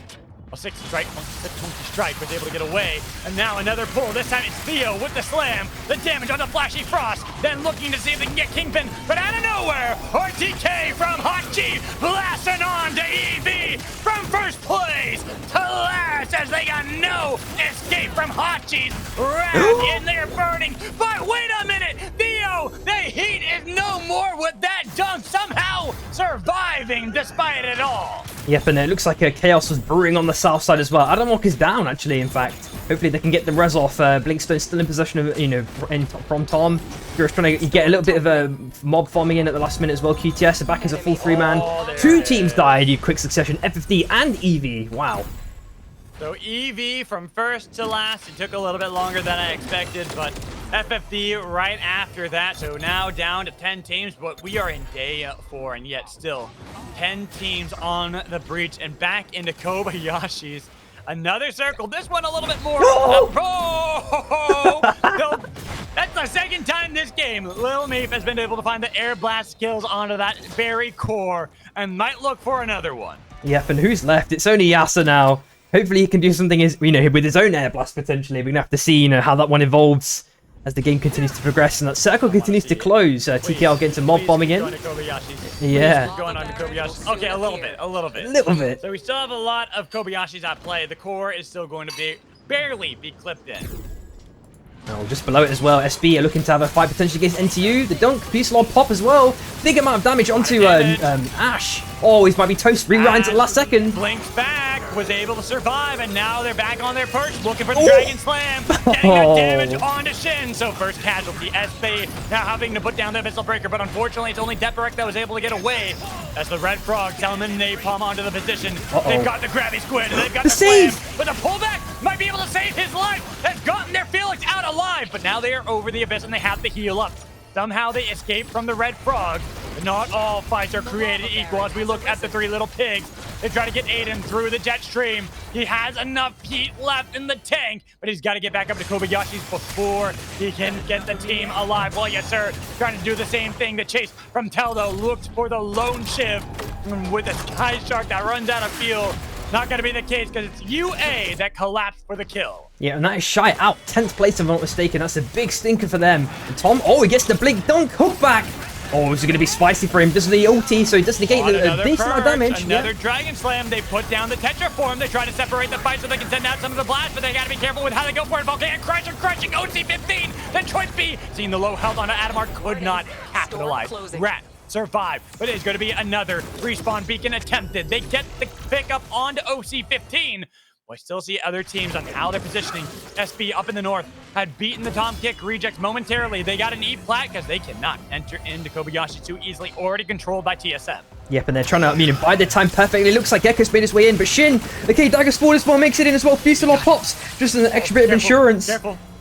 Shin had Fusillade. Had anybody stepped up towards Shin, could have gotten the guard's attention and actually made it so they can pick it up. There's a lot of teams in Kobayashi's. 1, 2, 3, 4. All of them are fully up as well. NTU, the team outside. Which one is going to try to escape first? It looks like the Red Frog's going to be the ones that try to get out of there. With the first casualty onto the Tom Kick reject, a lot of damage onto Sinoid, but Sinoid trying to get back as well. Eldo could survive. Well, UA, they have been outside this whole time, and they pounce. They take down Trency. But with the rest of the Red Frogs getting away, they cannot commit any further. They don't want to give up this position and get the teams that are trying to flee out of Kobayashi. Look at this Koba circle, man. It's crazy. It's not even it's pure RNG. Wow. It's insane. Wow. It continues to hone on to Kobayashi's too. All right. Now Air Blaster. Whoa, what is this? Is risen up in stonks. You need to start buying them. A nice dunk there on a Calcio from Tom Kick. But you've got to get into Kobayashi's. You need grabbies. You need Air Blast. Get these things to hit him into trains, to hit him into core. Just like that from Luca. And just before that, there's like a double hook as well. Like 2 different KPs got a hook. It was like a chain hook. I don't know. It just looked really crazy. Yeah. Oh, man. We still look at the teams that are outside as the platforms. Kobayashi is looking for the Dragon Slam, but instead it's going to be QTS. They don't even want to try to enter into Kobayashi. They're not willing to go for the coin flip. Instead, it's Dragon Slam back. OC13 taking a little bit too much damage. And then the Volcanic Crusher doesn't need to connect because all they have to do is get the Rocket Land with the Red Frogs intervening. QTS only have one left, but now that NTU had played a little bit too aggressively trying to go for the kills, has given Rat better position right outside of Kobayashi's. And NTU, they might have survived for now. They are a little bit low. And they try for round 2, bursting some damage onto Rat, but not nearly enough to continue the aggression. And that would be a cool interaction if it did exist, but, you know, we did see Adamok trying to heat up that snowman right at the end there. It just found it a bit funny. On the Phoenix. Here we go. So now we actually see where the circle is going. Not going to stay in Kobayashi's anymore. It's going to drag us away. Another avoidance. They get avalanche onto NTU, but they all were able to stay behind the boxes. Look behind them. With only a few seconds left on that crown, they can go for the play. Well, SB, they try to stop Farouk from bringing back the team, and they've got a lot of damage with the E-Plat, but Tragedy taking a lot of damage right immediately with the Summon Napalm on a Gecko, taking so much more control back from SB, forcing him away from the E-Plats. While all these teams inside of Kobayashi's don't want to leave just yet. QTS only got one player left, I believe. Same with Tom Kick Rejects. Don't want to vacate until the last moment. They want to try to bring back the team. Spider Brawl doing so much to avoid the aggression from all these teams surrounding him, but eventually the monkey was found. There was no more land left to play. Even with the E-Plats that had been built up, he needs that Dragon Slam to miss, and with it, he falls. Yeah, losing Shroom is going to be quite disastrous, and you know, when the circle's this small, and even getting to a shop is going to be quite a risky proposition. Looks like Aiden has made his way in with the squid help. And, my God. Joypy has a crown inside of Kobayashi's. We see where the circle will go. It will be right outside of the core. Nobody wants to go near that core because of all the air blasters and squids. An enemy oracle is scanning. Exactly. Gonna attempt it though. Aiden was on top of it. He saw Luca and said, nah, not gonna get air blasted. That's gonna be the first pull. Try to get the air blast onto Sinoid, but it's gonna be Luca, the alley-oop scoop, to find that onto Sinoid. Top Kick Rejects though, still got 2 alive, and the pull into the train. Oh no! As they find another air blast. This time it was Choipy onto Aiden. Guess what? QTS back out into the circle. They're waiting it out. Another crown. This time it's flawed, and there is no space left. So many crowns are going to be picked up by teams, and I just got to wait until the trains collapse down the tracks. Air blasters, grabby squids, looking for the pull. The blast again! This time it was Luca!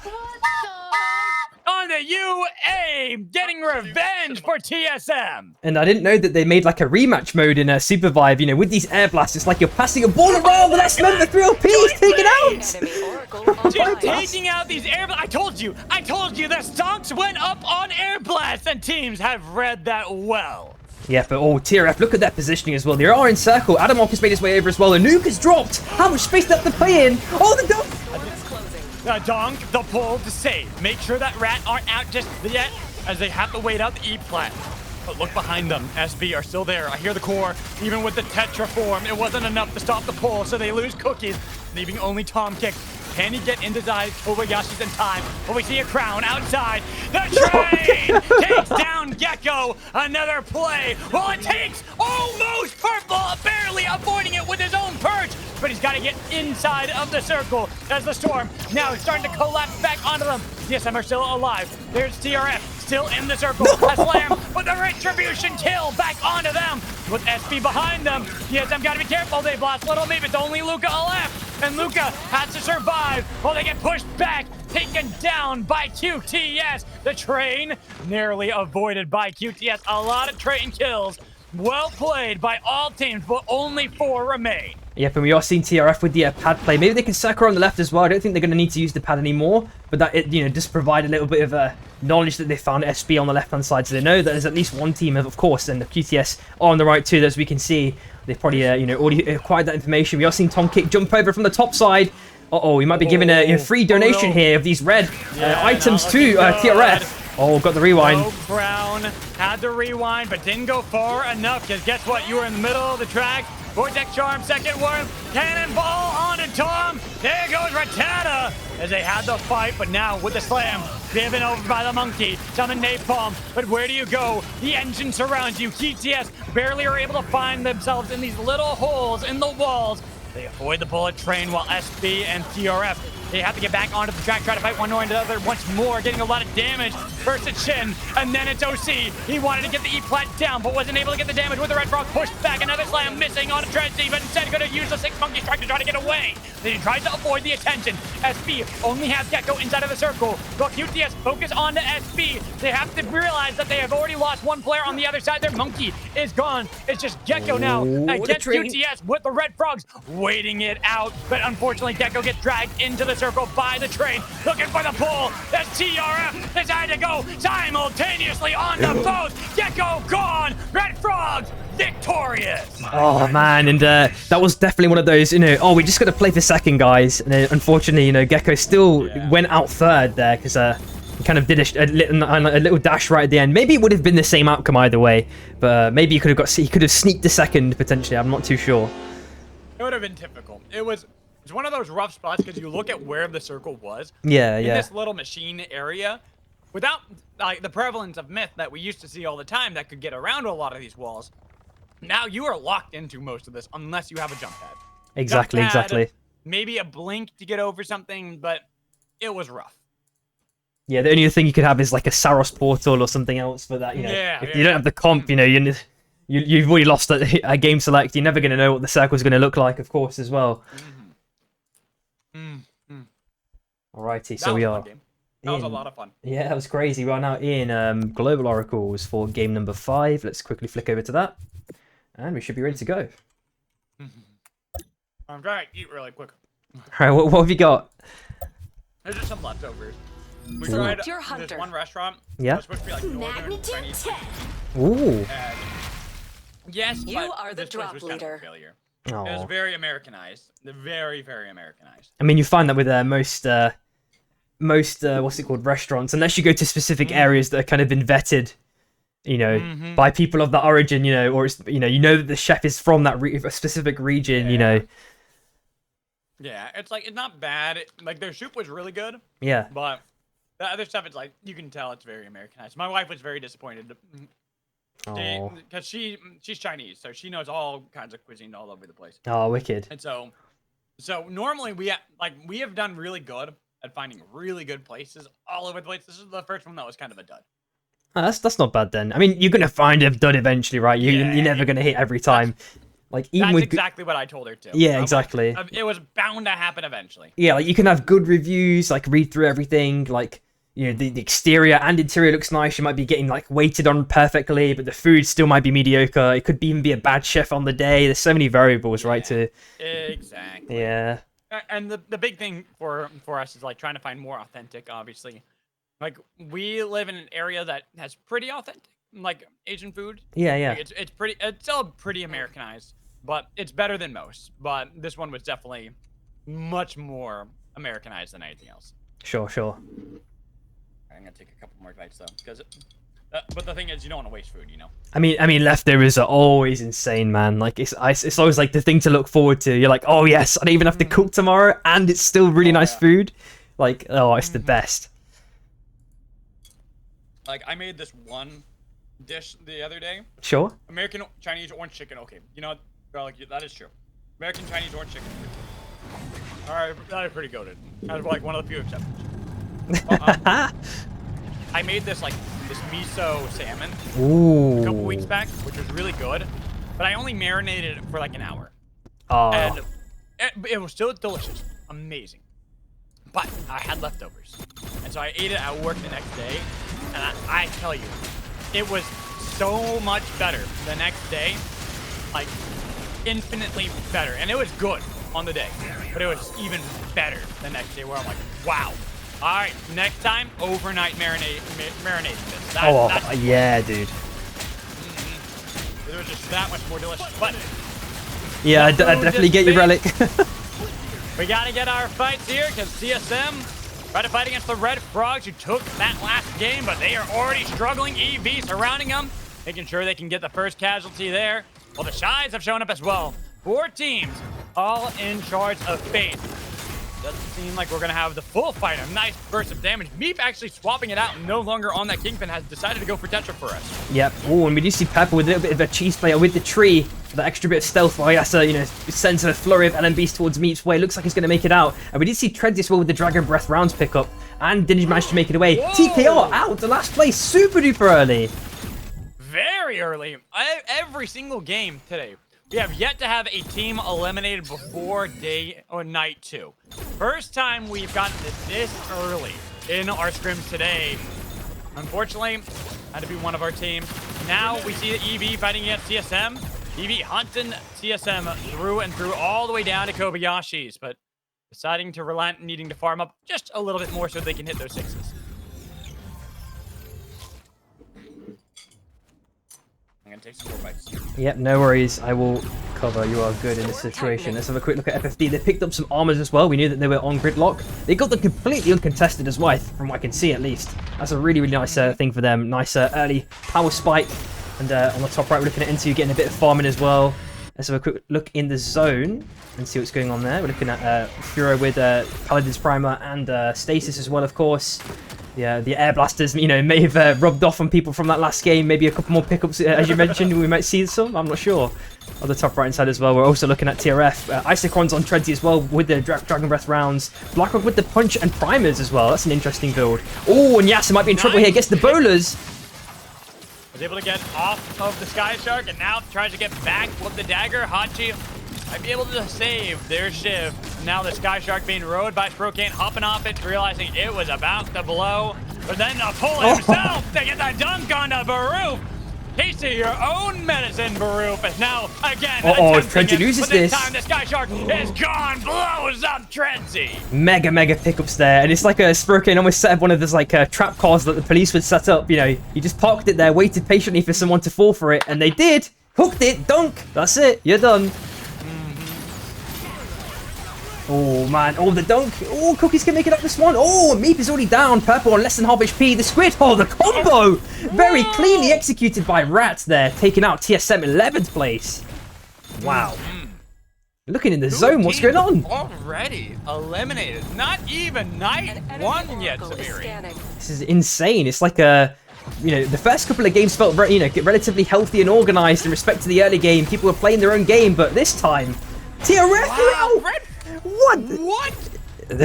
What is going on?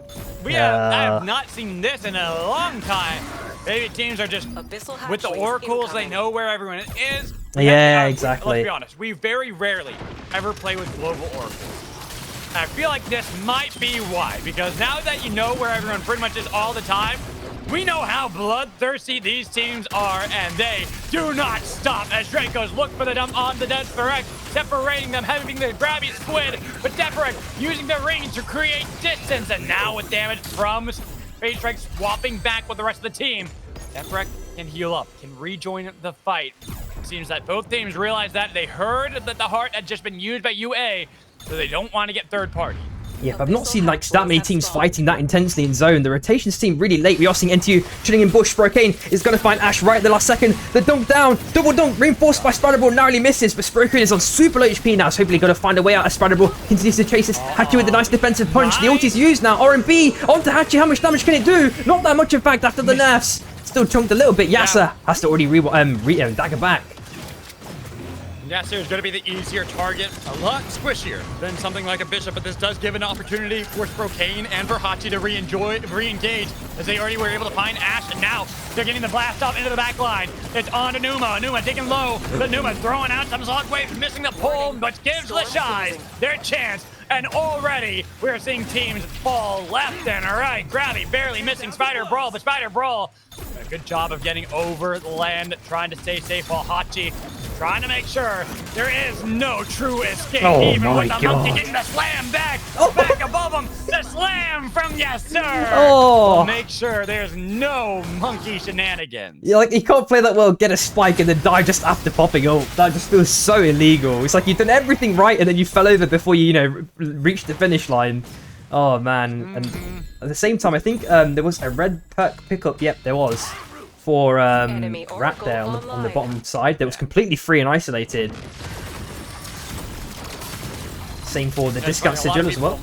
SB. A lot of people talking about like the difference between Wukong and Tetra right now, and Wukong feeling a lot stronger, a lot safer than Tetra, and I have to agree. definitely feels that way at the moment just from the games I've watched, but got to watch this fight in the storm. A lot of damage. Throwing one more hammer onto Flashy Frost. Will they then chase UA? Make sure that Levi will be punished too. We see, where's their lone survivor? Oh, going up to Kobayashi's. Okay, so UA, they're not quite out. Calcio did survive, but it's looking rough for a lot of our teams. Yep, and we also have Corrosion and Combustion for the Souls as well. Relatively close to each other. Yep, in that Imotech domain. It's going to, probably cause a lot of teams to start gravitating towards it. We're looking at a Volt potentially being taken by Eevee, but Rats are slowly creeping up. Hook attempt narrowly misses by Tom, but is, full engaged by Adamark as well.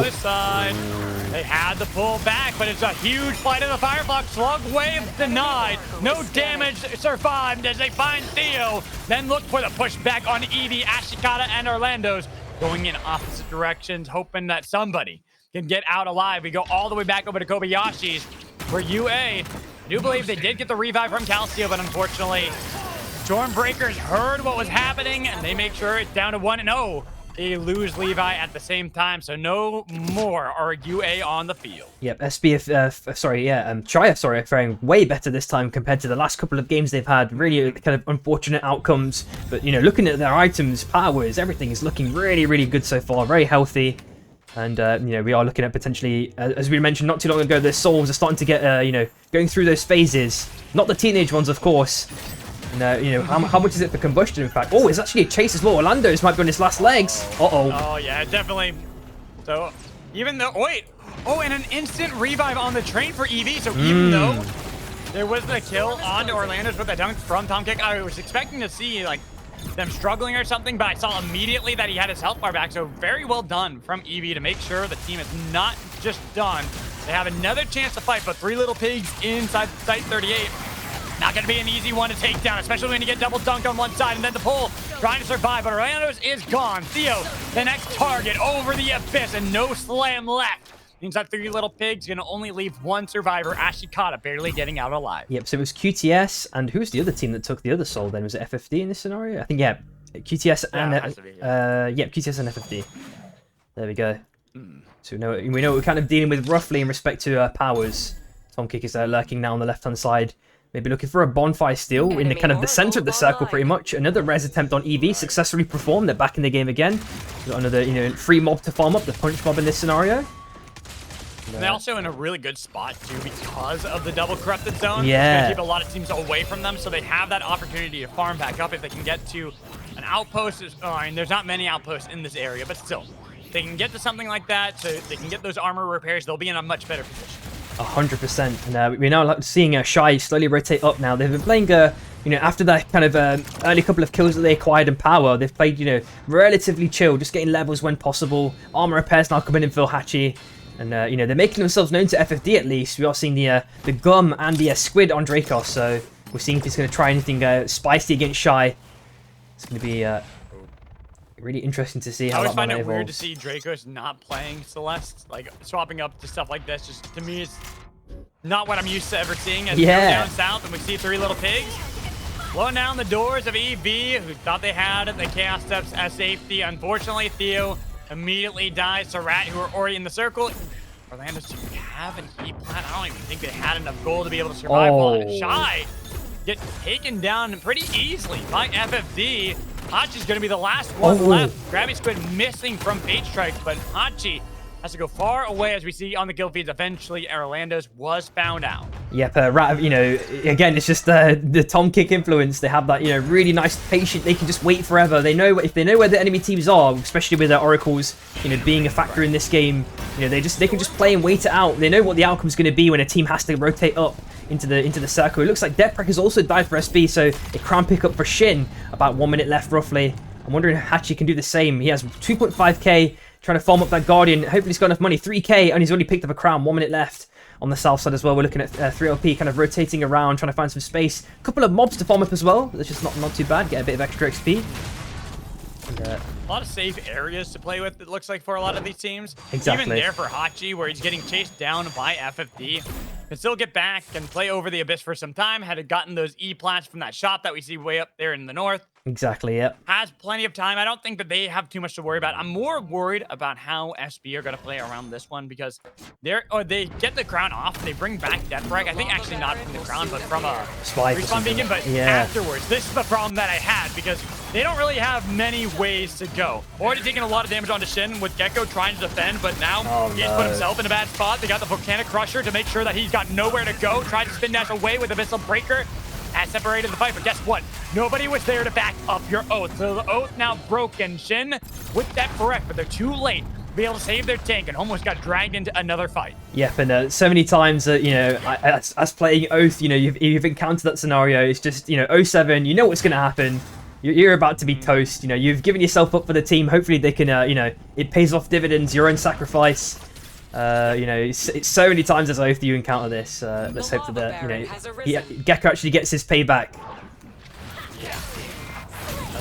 Die, and the rats play once again at each other's backs, looking for the slams on either side. Oh! Brocade and Automark is going to be Aiden, the first one taken down. Now, Rat kind of in this weird spot. They want to chase the Shy. They see Hachi, another Volcanic Crusher throwing out the fireball as Hachi tries to go for the long play around another crown to try to bring back life to the Shy. The Tom Kick not looking to make it too easy. Grabby Squid, dunk combo with the fadeaway. And it is Sprokane last alive, 2k left, so there's not really any, you know, crown bias potential. There is one in the center of the map, which hopefully Sprokane can make his way towards. He's in the burner state, of course. Maybe Cookie's kind of, maybe preemptively looks up here and kind of, you know, gauges. Looks like Sprokane has also found an armor reset as well. There are some mobs to farm up, as well as Immorius, FFD, and QTS have their eyes on this. It's less than half HP. The Grapple Squid, Dunk, sorry, should I say. Looks like FFD are going to have this one for free. Yeah, especially because they already have those Shonker cannons. They placed down a lot of control here in the center of Imotech. We're seeing a lot of these teams, a lot of these crowns being worn by a lot of players. Shroom drifting right past them. Gotta get some initial D playing for him. They gotta celebrate that with a Tetra form on the other side. Nice dunk. Taking out Sprokane while Shroom, 30 seconds left on that crown with the Sky Shark, and I'm watching that movement, seeing how Shiv it's a way if Rat actually want to take down the Sky Shark or if they want to just relent and let 3LP have one more chance. Yep, so they're basically as well with the map changes or just in general, you know, it looks like if Rat decide to go kind of up this route with a pad, they're going to be met by SB. So maybe they try like a wide rotation or they go all the way through kind of this way, but you know, through the column, but the boss zone is still there. There is you know, eroding at a fast rate, so hopefully they have some opportunities or some avenues to kind of take that aren't just being gate kept by another team. Looking at everyone and how they're positioning right now, we're getting further and further into Imotech. There's going to be that crown procs for free by 3LP. They don't even try to keep on to that Sky Shark anymore. They're going to give that up while a fight between FFD and QTS. Not getting the dunk, but it's going to be Singularity denied. No damage to follow up onto QTS. Now, Perch looking for Dragon Slam. Has gotten a lot of damage, but Fuzu tried to stick on top of Fate Strike with a Flux Snare barely missing. Draco's nowhere near their void, so instead having to separate and then spiked by the lava rock launched at them. And then Rat pushed back onto QTS. A nice pull has locked down Choipi. Urtiza and OC15. Not sure which directions they want to go to. Urtiza using the Zephyr to try to get back, but they already got a crown picked up by Wukong. OC15 now in the middle of everything. 3LP has been revived from previously, while Rat are trying to chase down FFD, who've been separated. Fuzu, a really awkward spot, sending out the salvo to try to get some damage on the Cookie, but the pull coming in from the three little pigs onto Rat. A lot of damage. Tom Kick is going to be the first one down. The tanky member has now been no more for Rat. Yep, and Furious trying to fight for his life here. He's got an E-plat at the last second. Hopefully he can do something to get out of this one. Tries to pop the ulti, doesn't get any damage, unfortunately, onto Shin. Taking so much damage from the zone, has to use a Nado to get back in. And he's probably on his last legs. That is him dead, unfortunately. It is still now OC. Still has a crown. 50 seconds is a long time. Dragon Slam not even going to be used. Grabby missed because a nice 6 monkey strike, but now he's in the thick of it all with another Perch looking for the Dragon Slam, but instead he's looking for Rat. Cookies has their own crown, but they're playing aggressively on FFD to bring back up Tom Kick and have another chance. FFD eliminated. QTS down to Monkey.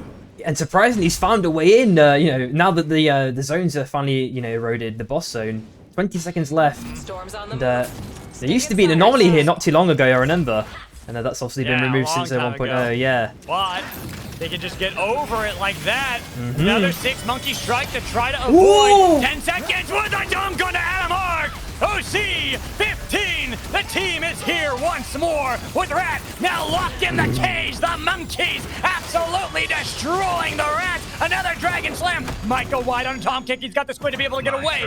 Bertiza tackled by SB on the other side while OC 15 wants to continue the victory lap. Looking for the crown play out of Tom Kick. Wants to drag him over to the abyss. Nobody wants to follow up Tom Kick. Not when he's got a crown. Not when he's got abyss to play. Yep, and there are 4 teams left, and who's on the bottom right in this scenario? It's 3LP.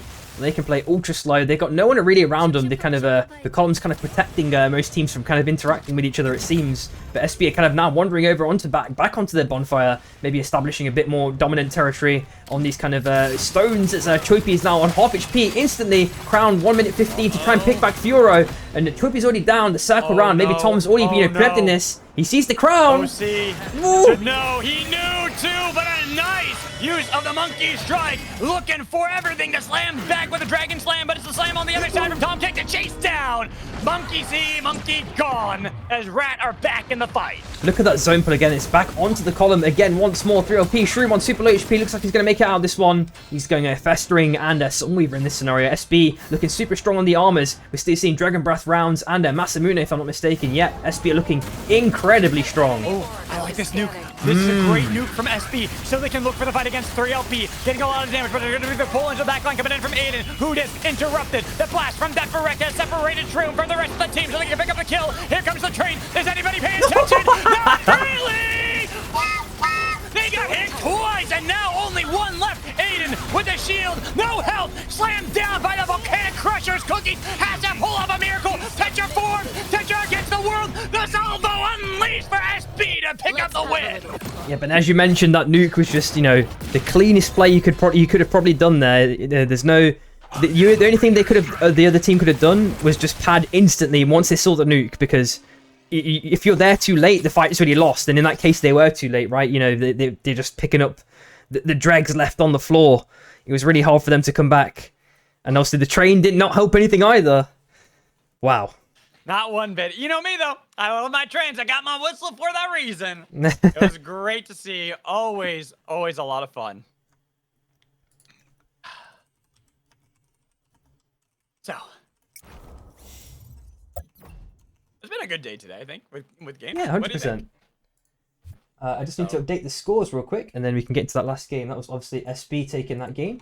And then for the last one, let's update this. I don't think we've had any repeat winners today, have we? No, it's one of each situation so far. Yeah. The last game is going to be cross-country, of course. Yeah. Oh. It does seem that they fixed the end circles, though. Yeah, exactly. In that hotfix, I believe they made some more adjustments that made things.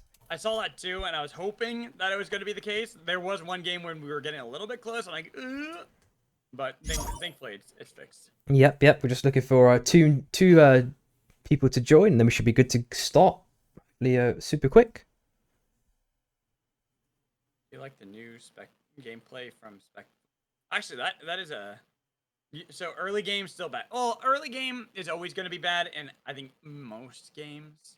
Yeah. I mean, it's just the Sky Shark part of it that makes it just kind of warps the gameplay a bit too much. Oh, OC, we missed your most wanted. Sorry. I'm I'm just teasing. We definitely saw it. We saw it, dude. It was really good. It was so good. I think I had a pretty good call in that moment. Yeah. I was a little proud of myself on that one.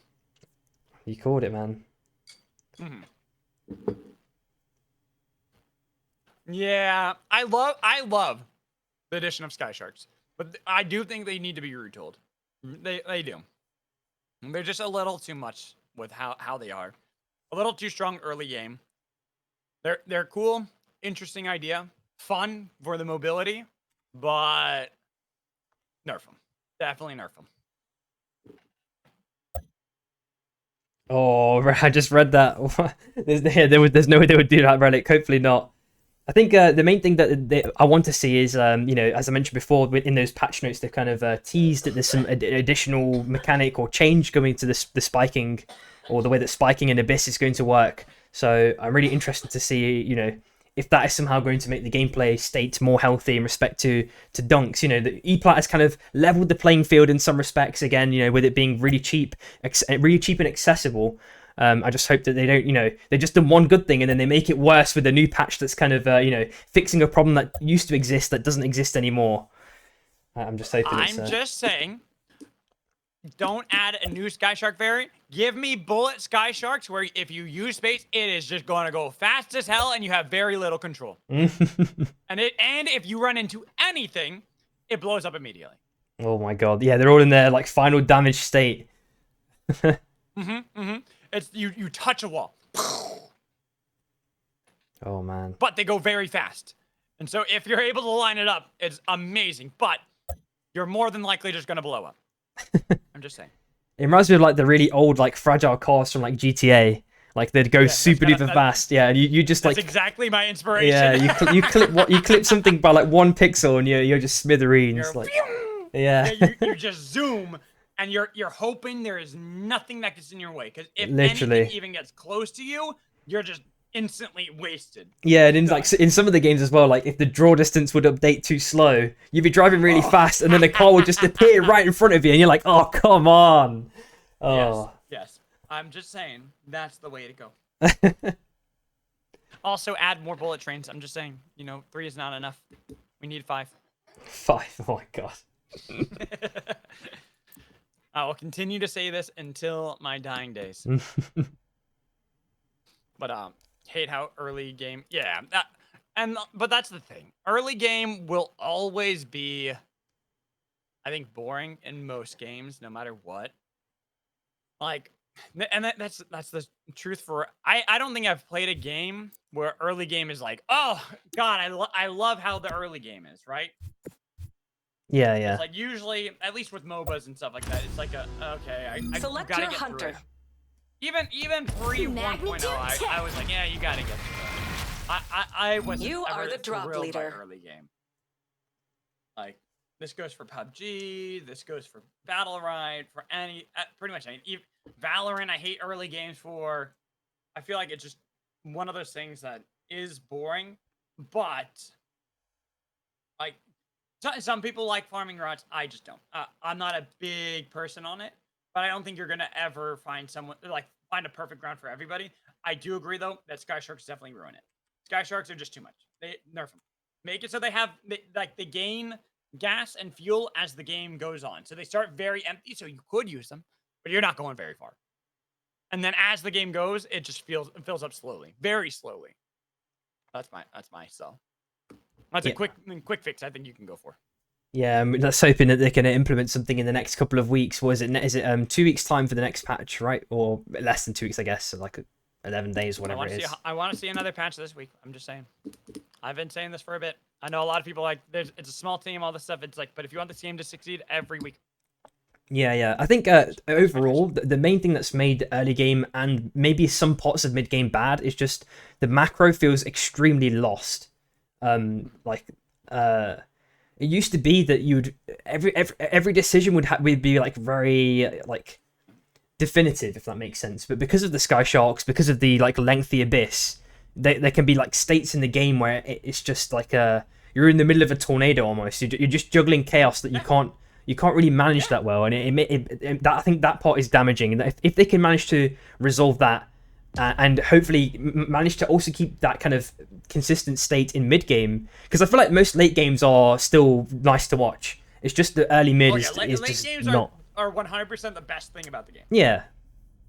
Like playing in late games, watching late games. Most mid games are even fun too, right?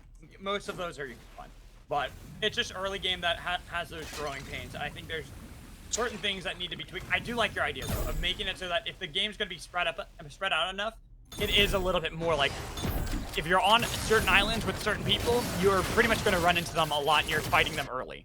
Yeah.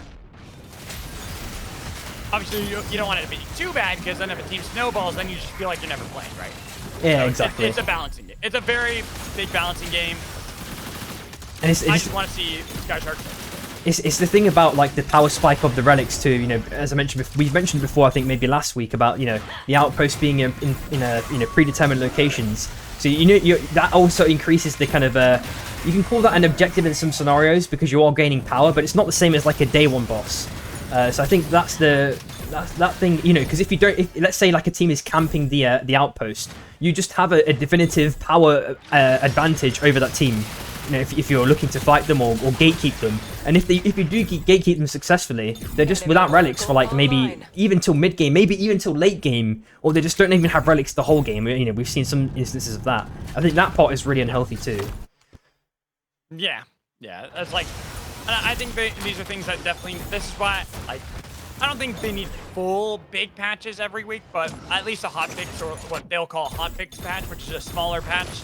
This is something Riot did at the very beginning of the game, like of League of Legends. Yeah. Big patches every 2 weeks, and every week would be a small patch that would fix certain things that were a little bit too glaring. Yep. And, so I think those are certain things. Like honestly, I wouldn't expect that Sky Sharks thing I was talking about. Like if they ultimately do something like that, to be until like next week. So not this week, but the next week, because that would be a bigger patch. Yeah. All right, but let's get into this one. It is game 6. No team has won twice yet today. We get to see how the teams are stacking up. I see a decent amount of Tetra still. Not quite as prevalent as I did expect. A lot of people I was talking to people in chat earlier. I was talking with the EU players. People are saying, oh, Tetra's everywhere. You're going to see a bunch of Tetra. So it's like, I'm planning my Tetra event. You're like, oh, why bother? Because she's already seen everywhere. And then we get into the games and I see 3 or 4. Which is not everywhere. It's not like no, it's not abundant at all. Everywhere. I mean, I think they're basing it off the pick rates. It was like 67% or something ludicrous the last 2 days, but it's just fallen off a cliff, today and potentially tomorrow as well. And I wonder if it has to do with what a lot of people are saying. Wukong, just a safer Tetra. It's just a little bit easier to go with that. The one thing I like about Tetra is being able to set up zones with your walls, your Rock Blast, your Tetra Form. I feel like very unique aspects to bring into this game to really build up and help engage for a lot of your teams. Honestly, some Tetra Bishop comps. I think those would go hard. Yeah, like utilizing the wall, getting maximum value from it. We've already seen people like Hachi, for example, already trying to utilize other people's walls. And like, I remember a fight where Cookies, dropped the wall and then Hachi was trying to punch him into it. So the kind of play around that kind of dynamic environment is always interesting to watch. As we are, currently looking at UA and NTU having a little mini face-off. Looks like UA, it looks like they swapped out a couple. Yeah. Some of their players might have had to go, unfortunately. It happens. I know that Luca was asking for a sub earlier for TSM. Sometimes you gotta go do some stuff. These are scrims. We have fun with them, but also real life is reality.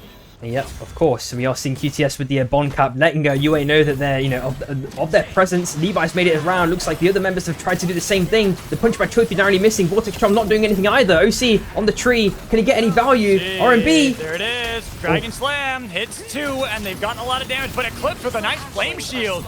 Dragging them in, and the anti-heal applied, but up in the air again with the Dragon Slam from OC15. Uggsy gonna be the first one. Well, Levi tries to heal up. Another Flame Shield from Eclipse, but as they grab the Sky Shark, it's about to blow, and so is Unchained Animals, because Eclipse finds the pick on the other side, while Levi fights against Troypi, and this is giving enough time for EV to show up. Same with NTU. Eclipse now locked 1v2, trying to get away, but our first team eliminated, Unchained Animals. Yep, and on the south side, looks like a massive fight might be transpiring. TRF and Rat in this instance. Cookie on about half HP. The train is a decent amount away. It's quite slow. Hopefully Trenzy can make it out this one. He's found a way to skirt between the pixels. Oh. That was funny. He took a little bit of the damage from the spike wall as opposed to just getting run over by the train. Good call from him. Does take a little bit of damage onto his armor while full missing from Maroof. Patata still playing aggressive. A nice grabby squid, and then they had Adamark into the thick of the battle with Black Frog trying to put up the wall to defend the team, and then out of nowhere Shroom shows up for a second and says, wait a minute, I want no part of this one. Immediately turns tail. This might give an opportunity for TRF to play aggressively towards Rat, because their attention got split. They were looking towards Shroom, and now Tom Kick on top of Shroom, trying to get him off the Sky Shark as they both hop on it over and over again. Man. Finally, Shroom will fall. Oh, that's one of those ones where it's just always going on with the car. It's just And Sprokin's back on the Saros as well, actually. It's pretty nice to see. Dracos sending a flurry of damage towards his way, and he's likely going to be dead. He is dead. And how many members are left? It is just Yasser. So Shy have had a bit of a mixed bag of games. They are going to be able to get this res off as he is in the Sky Shock. He's going to be able to, you know, close the, you know, or accelerate the distance between him and himself and the other team.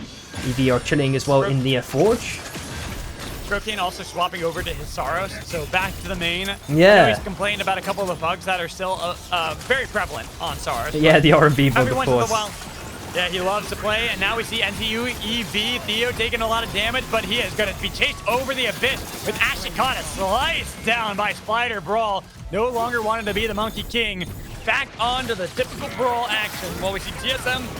They lose Luca on the kill feed, and then the fight between Stormbreakers and the three little pigs. Aiden having only great armor, not in a good position to fight against the Stormbreakers. That's why they needed to slam. Both of them slamming simultaneously, and then Tetra going over the head. That Tetra form nearly was able to save the life. And now another slam back. Who dis? Looking like an all-star here as he fights against Death. Yep, and as you mentioned, TSM, one member of TSM did die. We're looking at Combustion as well, and Corrosion for the Souls. FFD find 2 members this time of Shy. He was back to Yasser, last alive again. He's found another car. He's going to be, you know, contributing to global warming again with these Sky Shark plays. Now on the south side as well. See, the thing is, we don't know what fuel Sky Sharks use. Like, it could be gas, but it could also be grass. It could be, I don't know. It could be trees. I mean, but at the same time, yeah, you got to look at the map. You know, the map's exploded. It's not looking in a too healthy state. We've got, like, you know, certain areas, you know, where the ice is melting like dawn caps. Hey, you know, this is true. Not looking too healthy. Very true. Granted, I always kind of saw the breach as like it's a world that's exploded, but it's stuck in like a time breach and it's locked. And that's why so many of the same people can be played here, because it's a breach in reality. And so it's all these different ones from different realities teaming up together to work with one another. But we're going to put that theory crafting of the lore on pause, because right now TSM, Stormbreakers, Luca, I think, is disconnected, unfortunately. Been having some... Oh, no, Luca's there. Luca's there. No, he's testing you. He's testing you. Yeah. He was definitely testing me. He was standing still for a while. And I know Luca had some computer issues earlier, but I thought maybe that was what was going on. But not going to be the case, as yes, sir. Pumping out the Pierce a lot. Oh, then no, it's going to be a Abyssal Breaker trying to separate the fight. Hachi's going to be the first one while they got a lot of damage onto the other side, but not going to be able to pick up the kill on a Baroof. He's still alive. Pushed back Shy. You constantly seem to be struggling in this game 6. Yep, and I don't think are they even double items. Sproking with no items, in fact. Yas with 1, and on the bottom left as well. There's more chaos brewing. It looks like SB trying to push out TKR. We're looking at Sinnoh with Air Blaster as well. Toda with the Dreadstar. He's also maybe a core tap potentially. Oh, he has to pop ulti as well. R&B. Can he get an extra damage onto anyone? Oh, decent amount. Onto 2, but unfortunately he's down below in Vein Growth, so he has to hop on a tree while Shin tries to play aggressively with the Fusillade. Where's your perch? Do you try to see if it can get the shield and vulnerability? Instead, he's going to play passively, get back with the rest of the team, but we'll go up into the north. We already see that there's this brewing battle between Rat and EV. Then 3 little pigs to intervene. Third-party Rat. They smelled that on the wall, and they knew. So they decided to get out of dodge, not wanting to be sandwiched between 2. Yep, and Corrosion is still completely untouched. 3 up here just kind of chilling, maybe looking for a cheese hook against one member of EV. Oh, they do get it as well. Lands! Oh, man, landing that one. Slug wave. Might be able to get out of there. As you can see him avoiding so much, eventually Aiden does slam back onto Ashikata while Orlando is going to be the last one left, and then Ratata heard the fight, and they punish 3LP. Playing a little bit too aggressively against EV, and then we go down south to TSM against FFD. H-Strike, a little wisp, trying to glide back and try to see if he can mantle with the rest of the team. They already got themselves a nice slam coming in from Dracos, who's now playing the monkey this time around. Yeah, but they did get the rest off at the last moment, but 3 PM maybe looking for some free pickings. FFD are relatively low on armor, but are 3-man, so that might make things a bit easier. But you know that Aiden's not going to care. He just sent it in onto Fuzu, narrowly missing the hook.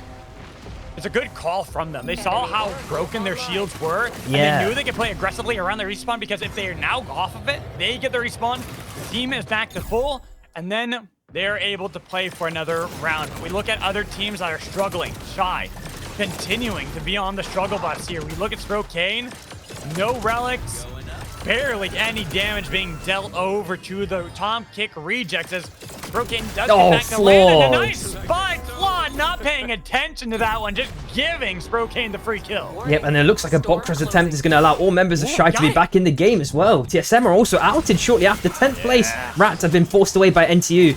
There's still 3 members, but they're circling all the way around. They're going to take a bit of extra damage from the kind of combination of zones. Yeah. A lot of damage going to be taken here as they have to go through the thick of the corrupted zone from that soul. We go down south and we see another team joining the bench. This time it's 3 little pigs. Well, EV try to snipe some kills onto the Shy, but Sprokane on Saros, I've seen these plays from him before.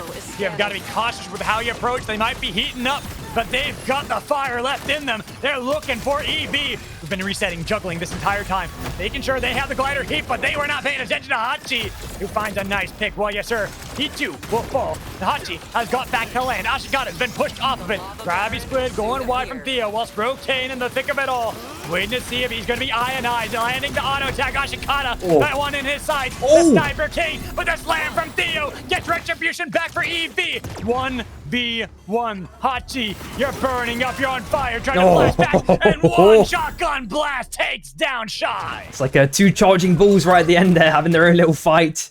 And it didn't seem like Theo made it out on top in that scenario, going for a box res, but we are seeing a rotation from Rat. Hopefully he can get at least 1 res off, and they might have to jump ship here, pick up as many perks and items as possible before Rat kind of take control of the territory. Oh, Orlando's just making his way out with an air blast, very perfectly timed. Nice. And there is going to be a slither of space to play on either here or here potentially, but TKL are back as a full 3-man Flawed, back in the game as well now. So EV a 2-man, hopefully they can get a res. I think they made a good call going for a little bit more land. It was a risk that they had to calculate, because if there's a team there, then they have to fight their way through it again. Exactly. That time, they get themselves out alive, and we look at the rest of the team still fighting. FFD on the train should be able to get that recall and that respawn. While we look at Rat, who are slowly pushing from the north down onto the tracks where the top kick rejects already are. Nice Tetra form to give them a land. No dunk for Teldo as they get the spike instead. Back onto the Monkey King. Showing him what's up. Pull on the Sinoid and on to Flawed. Keeping him locked down, but the Root almost was able to find Tom Kick, but he was able to mantle back to the emergency platform while EV struggle up against Spider Brawl. He needs the chase to land, but instead it's going to be Cookies trying to slam back, but NTU survived. Not taken down, and we even saw that EV were able to make it out alive, while Sinoid taken down south, only Flawed as he has nowhere to go. Rat find the Tom Tick reject, throw a meteor at him to make sure that he crashes back down below, while SB then joined the fray. Too many teams to count, constantly juggling over and over again. Oh Draco my with a god. Huge slam from the staff and the Dragon Slam. The Chin was able to get the Fusillade away. Rat then pushing from the north. FFD survived. Dragon Slam once again onto SB, but they are not done just yet. Not when NTU and Rat are down to the south. You gotta be careful. They don't want to get sandwiched, and we see that QTS on the outskirts, the only team not here in Vane Grove. Yep, and we do see Theo, still last alive. There is a crown, not too far away, but SBA potentially guarding this one for the moment. Armor repairs are coming in rapid succession, so they're going to be looking super healthy. OC with a little bit of a tree cheese play with the tree cosplay. Let's see, if he's going to get a cheese spike on anyone. Theo just attempt the res on the train, unsuccessful though. SB has forced them off. No, OC, let's see if he does something spicy here. Good call from SB. Yep. As right now, SB have noticed QTS. Probably should notice a weird tree too. Yep, they're gonna notice it. A nice blink back, but they put down the tree prison, trying to lock them in. Sky Shark about to blow. Shin is gonna be blasted back. The Monkey King takes down Gecko as they even doff the blast off with the second win onto Defarek. Jetstream, blast off away. Defarek's alive, but Shin not gonna be able to say the same. Not when everyone's jumping upon him, taking a spike onto Shiv. And is Deatbreg last alive? The question is, does he have enough for a crown or anything else? 100! Oh no! All of the economy is used up. So they're going to be in dire straits now. The crown is now the only potential, which we do see just here. And maybe he can grab it, while the circle closes in, but he's going to have to play very, very sneakily, trying to avoid the gaze of the other teams as they are also playing a similar game themselves. Oh, respawn beacon. He's just going to go straight up for the respawn beacon because he heard already the fighting from EV and FFD. Napalm going to be summoned onto Ashikata, who gets back to land. Well, EV had to play defensively. Dracos couldn't get the Dragon Slam, and now SB, they're back in the fight once more, but they are going to be in a weakened spot. They have to be careful with how they position right now. Defarek trying to lead the pack, make sure that they are going to be safe as they get back into the circle. This cross-country storm really going to start playing dividends for a lot of these teams on how they have to reposition. Yep, and another thing is as well, never mind, in fact, Trophy finds Ashikata. We know that he was on super low HP. And who else is there? Let's just, Orlando's chilling in a bush, and Theo on the left-hand side. Way over there. Yep. Oh, but and he goes Theo. right over to NTU. Oh. A nice slam from Spider Brawl. So only Orlando's for EV. Yep, and the Sky Gods have kindly donated a FedExed over a crown over to Orlando's feet, it looks like. So he's going to be able to pick that up in no time. And QTS have taken control over the island, getting the armor repairs in. They're looking super strong themselves. FFD on the south side. You know, another thing we saw as well, you know, similar to the last couple of games, you know, Tom Kick's team always playing extremely patiently. They could have gone for some aggressive fights about 2 fights ago, but they're playing extremely slow and calculated. They're just waiting to kind of see what's happening because of these extreme storm circle movements. They're kind of waiting to see where gather more information about the team's positions before really going for a hard engage. On the south side as well, we're looking at FFD Spider Brawl trying to juggle around. Wait a minute. Red crashed the party with the Sky Shark. Spider Brawl, the one that has taken down NTU, our 6th place team. Gecko's potentially looking to send, he's pressuring away FFD. Dracos on the Wukong there. Triple red packed up. Cookies is looking for a little bit of tech. He's already dropped the E-plat. Hook attempt does not connect. FFD have been temporarily sandwiched, but are now walking up to the north side. We do see Orlando's. He's waiting extremely patiently. Inside as the safe zone moves. Yep. Very smart, waiting till the last possible moment before he grabs it and tries to get into the circle. Let the other teams fight. The FFD take advantage of the slow-moving train, so they'll bring back Fuzu again. With our 5 teams left, only 1 team down any players, and everyone. Where's the circle going? Yeah, it's taking us down south even further. Yep. And a crown pickup has now finally been done by Orlando's. It's been revealed by all the other teams know where he is now, and Dracos is now finally sending it in, along with Fate Strikes and Fuzu just on the south side. Looks like Orlando's made his way across, but Choipi, if he can get a cheese pick onto him, surprise! Looking for an overkill round, Ulti? but he has the rings, dodging away from the blast off, trying to get some damage, but he's overheating, and he's in the jet stream, grabbing the rings in the nick of time to make sure that he's not going to be overheating anymore. But then where do you go? QTS are already honed on your position with a minute left on the clock and no health to be seen for Orlando's. Oh, nicely Second done. win snipe will remove Orlando. Yep, and just below that, it looks like Rat and SB having their own little mini fight. Gecko lost a lot of HP there. Same with Rat in respect to armors. Depth Threat completely down on armors. Gecko might be up a dash as well. It's off cooldown still. I think he's going to wait a little bit longer. Cast been picked up by Shin. Yes, though. Yep, long I'm rotation. looking at how they can join in. Fate Strikes is low, and he is over the abyss. SB are hunting kills instead of going for the teams up behind them, because Rat now might be able to show up as the third party. That's going to be a second win into the storm on SB with a lay slam on to Shin, and then QTS chasing their stragglers. They're looking for Tetra. They're looking for Gecko. They've got back to land, but at what cost? This is not your home anymore. They continue to run down south, but a slam missing from Dracos. He needed that to land. He needs this kill because he needs FFD to be back into the game. Tries to avoid with Gecko. a 6 monkey strike, missing the dragon slam again. Gecko barely avoiding it, and a grab from Tom Kick lands. FFD take the slug wave, and they are gone while FSB are looking for Gecko spin dash away, leaving only 2 squads left. Yep, and the zone pull is going to the bottom right hand side, but Adamok is actually dashing over, quite aggressively straight off the bat. Dreadstorm, I'm not sure if it's already been popped or the, yep, let's see. Tom Kick now sending it in. Cookies, though. Cookies taking a lot of damage. A nice E-plat and putting down the Tetra form, but pushed back by Troy B, utilizing the walls to his own effect. Second win. Cookies barely alive. The storm not going to be the kill. It's going to be the rocket that picks him up. Wall Adamark in the middle of 3. Punch it back yet again. It's only Tom Kick surviving for Rat. Looking for a crown. Anything to get back into this game. He knows OC15 knows where he is. He was hoping for the YOLO pull. But barely missing that one. Missing the grabby squid as well. The hunt for Tom Kick is there. The hunt for the Rat King as he tries to get away. But they all know where he is. A nice dragon slam out in the storm as he tries to blast over their heads, but comboed to death for QTS to win. Very nicely done. That is the last game secured, as you mentioned, by QTS. The game was very, very nicely done there. The end game, they were holding all of this mini islands. It felt like there was a little bit of miscomms in respect to killing Orlando's. It could have been a bit cleaner executed, but nevertheless, they did kill him. And I really liked how they held their ground in those last circles, especially. I'm really interested to know how Rat and SB, at least started their fight. I'm wondering if Adamok had, sent it in and then, got them quite low. It was just such a problematic kind of fight to take because of how many teams were left. It made the fight really hard to juggle, I think. It was quite awkward, quite a weird fight there at the end. But I think for QTS, it didn't really matter because that is the nice thing about Wukong, which is why I think Wukong still needs some nerfs. Honestly, like it's just too easy. It's too easy to avoid a lot of those fights that normally a team might be able to turn around. Yeah, yeah. And whether you're especially like when you're with a team, because you can't really focus on Wukong, but you know that Wukong's always going to be looking for these dunks, which makes it even harder for you to play. So we'll see. We'll see what ends up happening with Wukong. I'm hoping that soon we just see that he gets like a nerf to it, especially his RMB. Yeah, yeah. I guess there's lots of levers to pull. I don't think he's It's just the dunking aspect that's the bad part. The other parts of his synergy, like the ulti dunk, they've already nerfed that.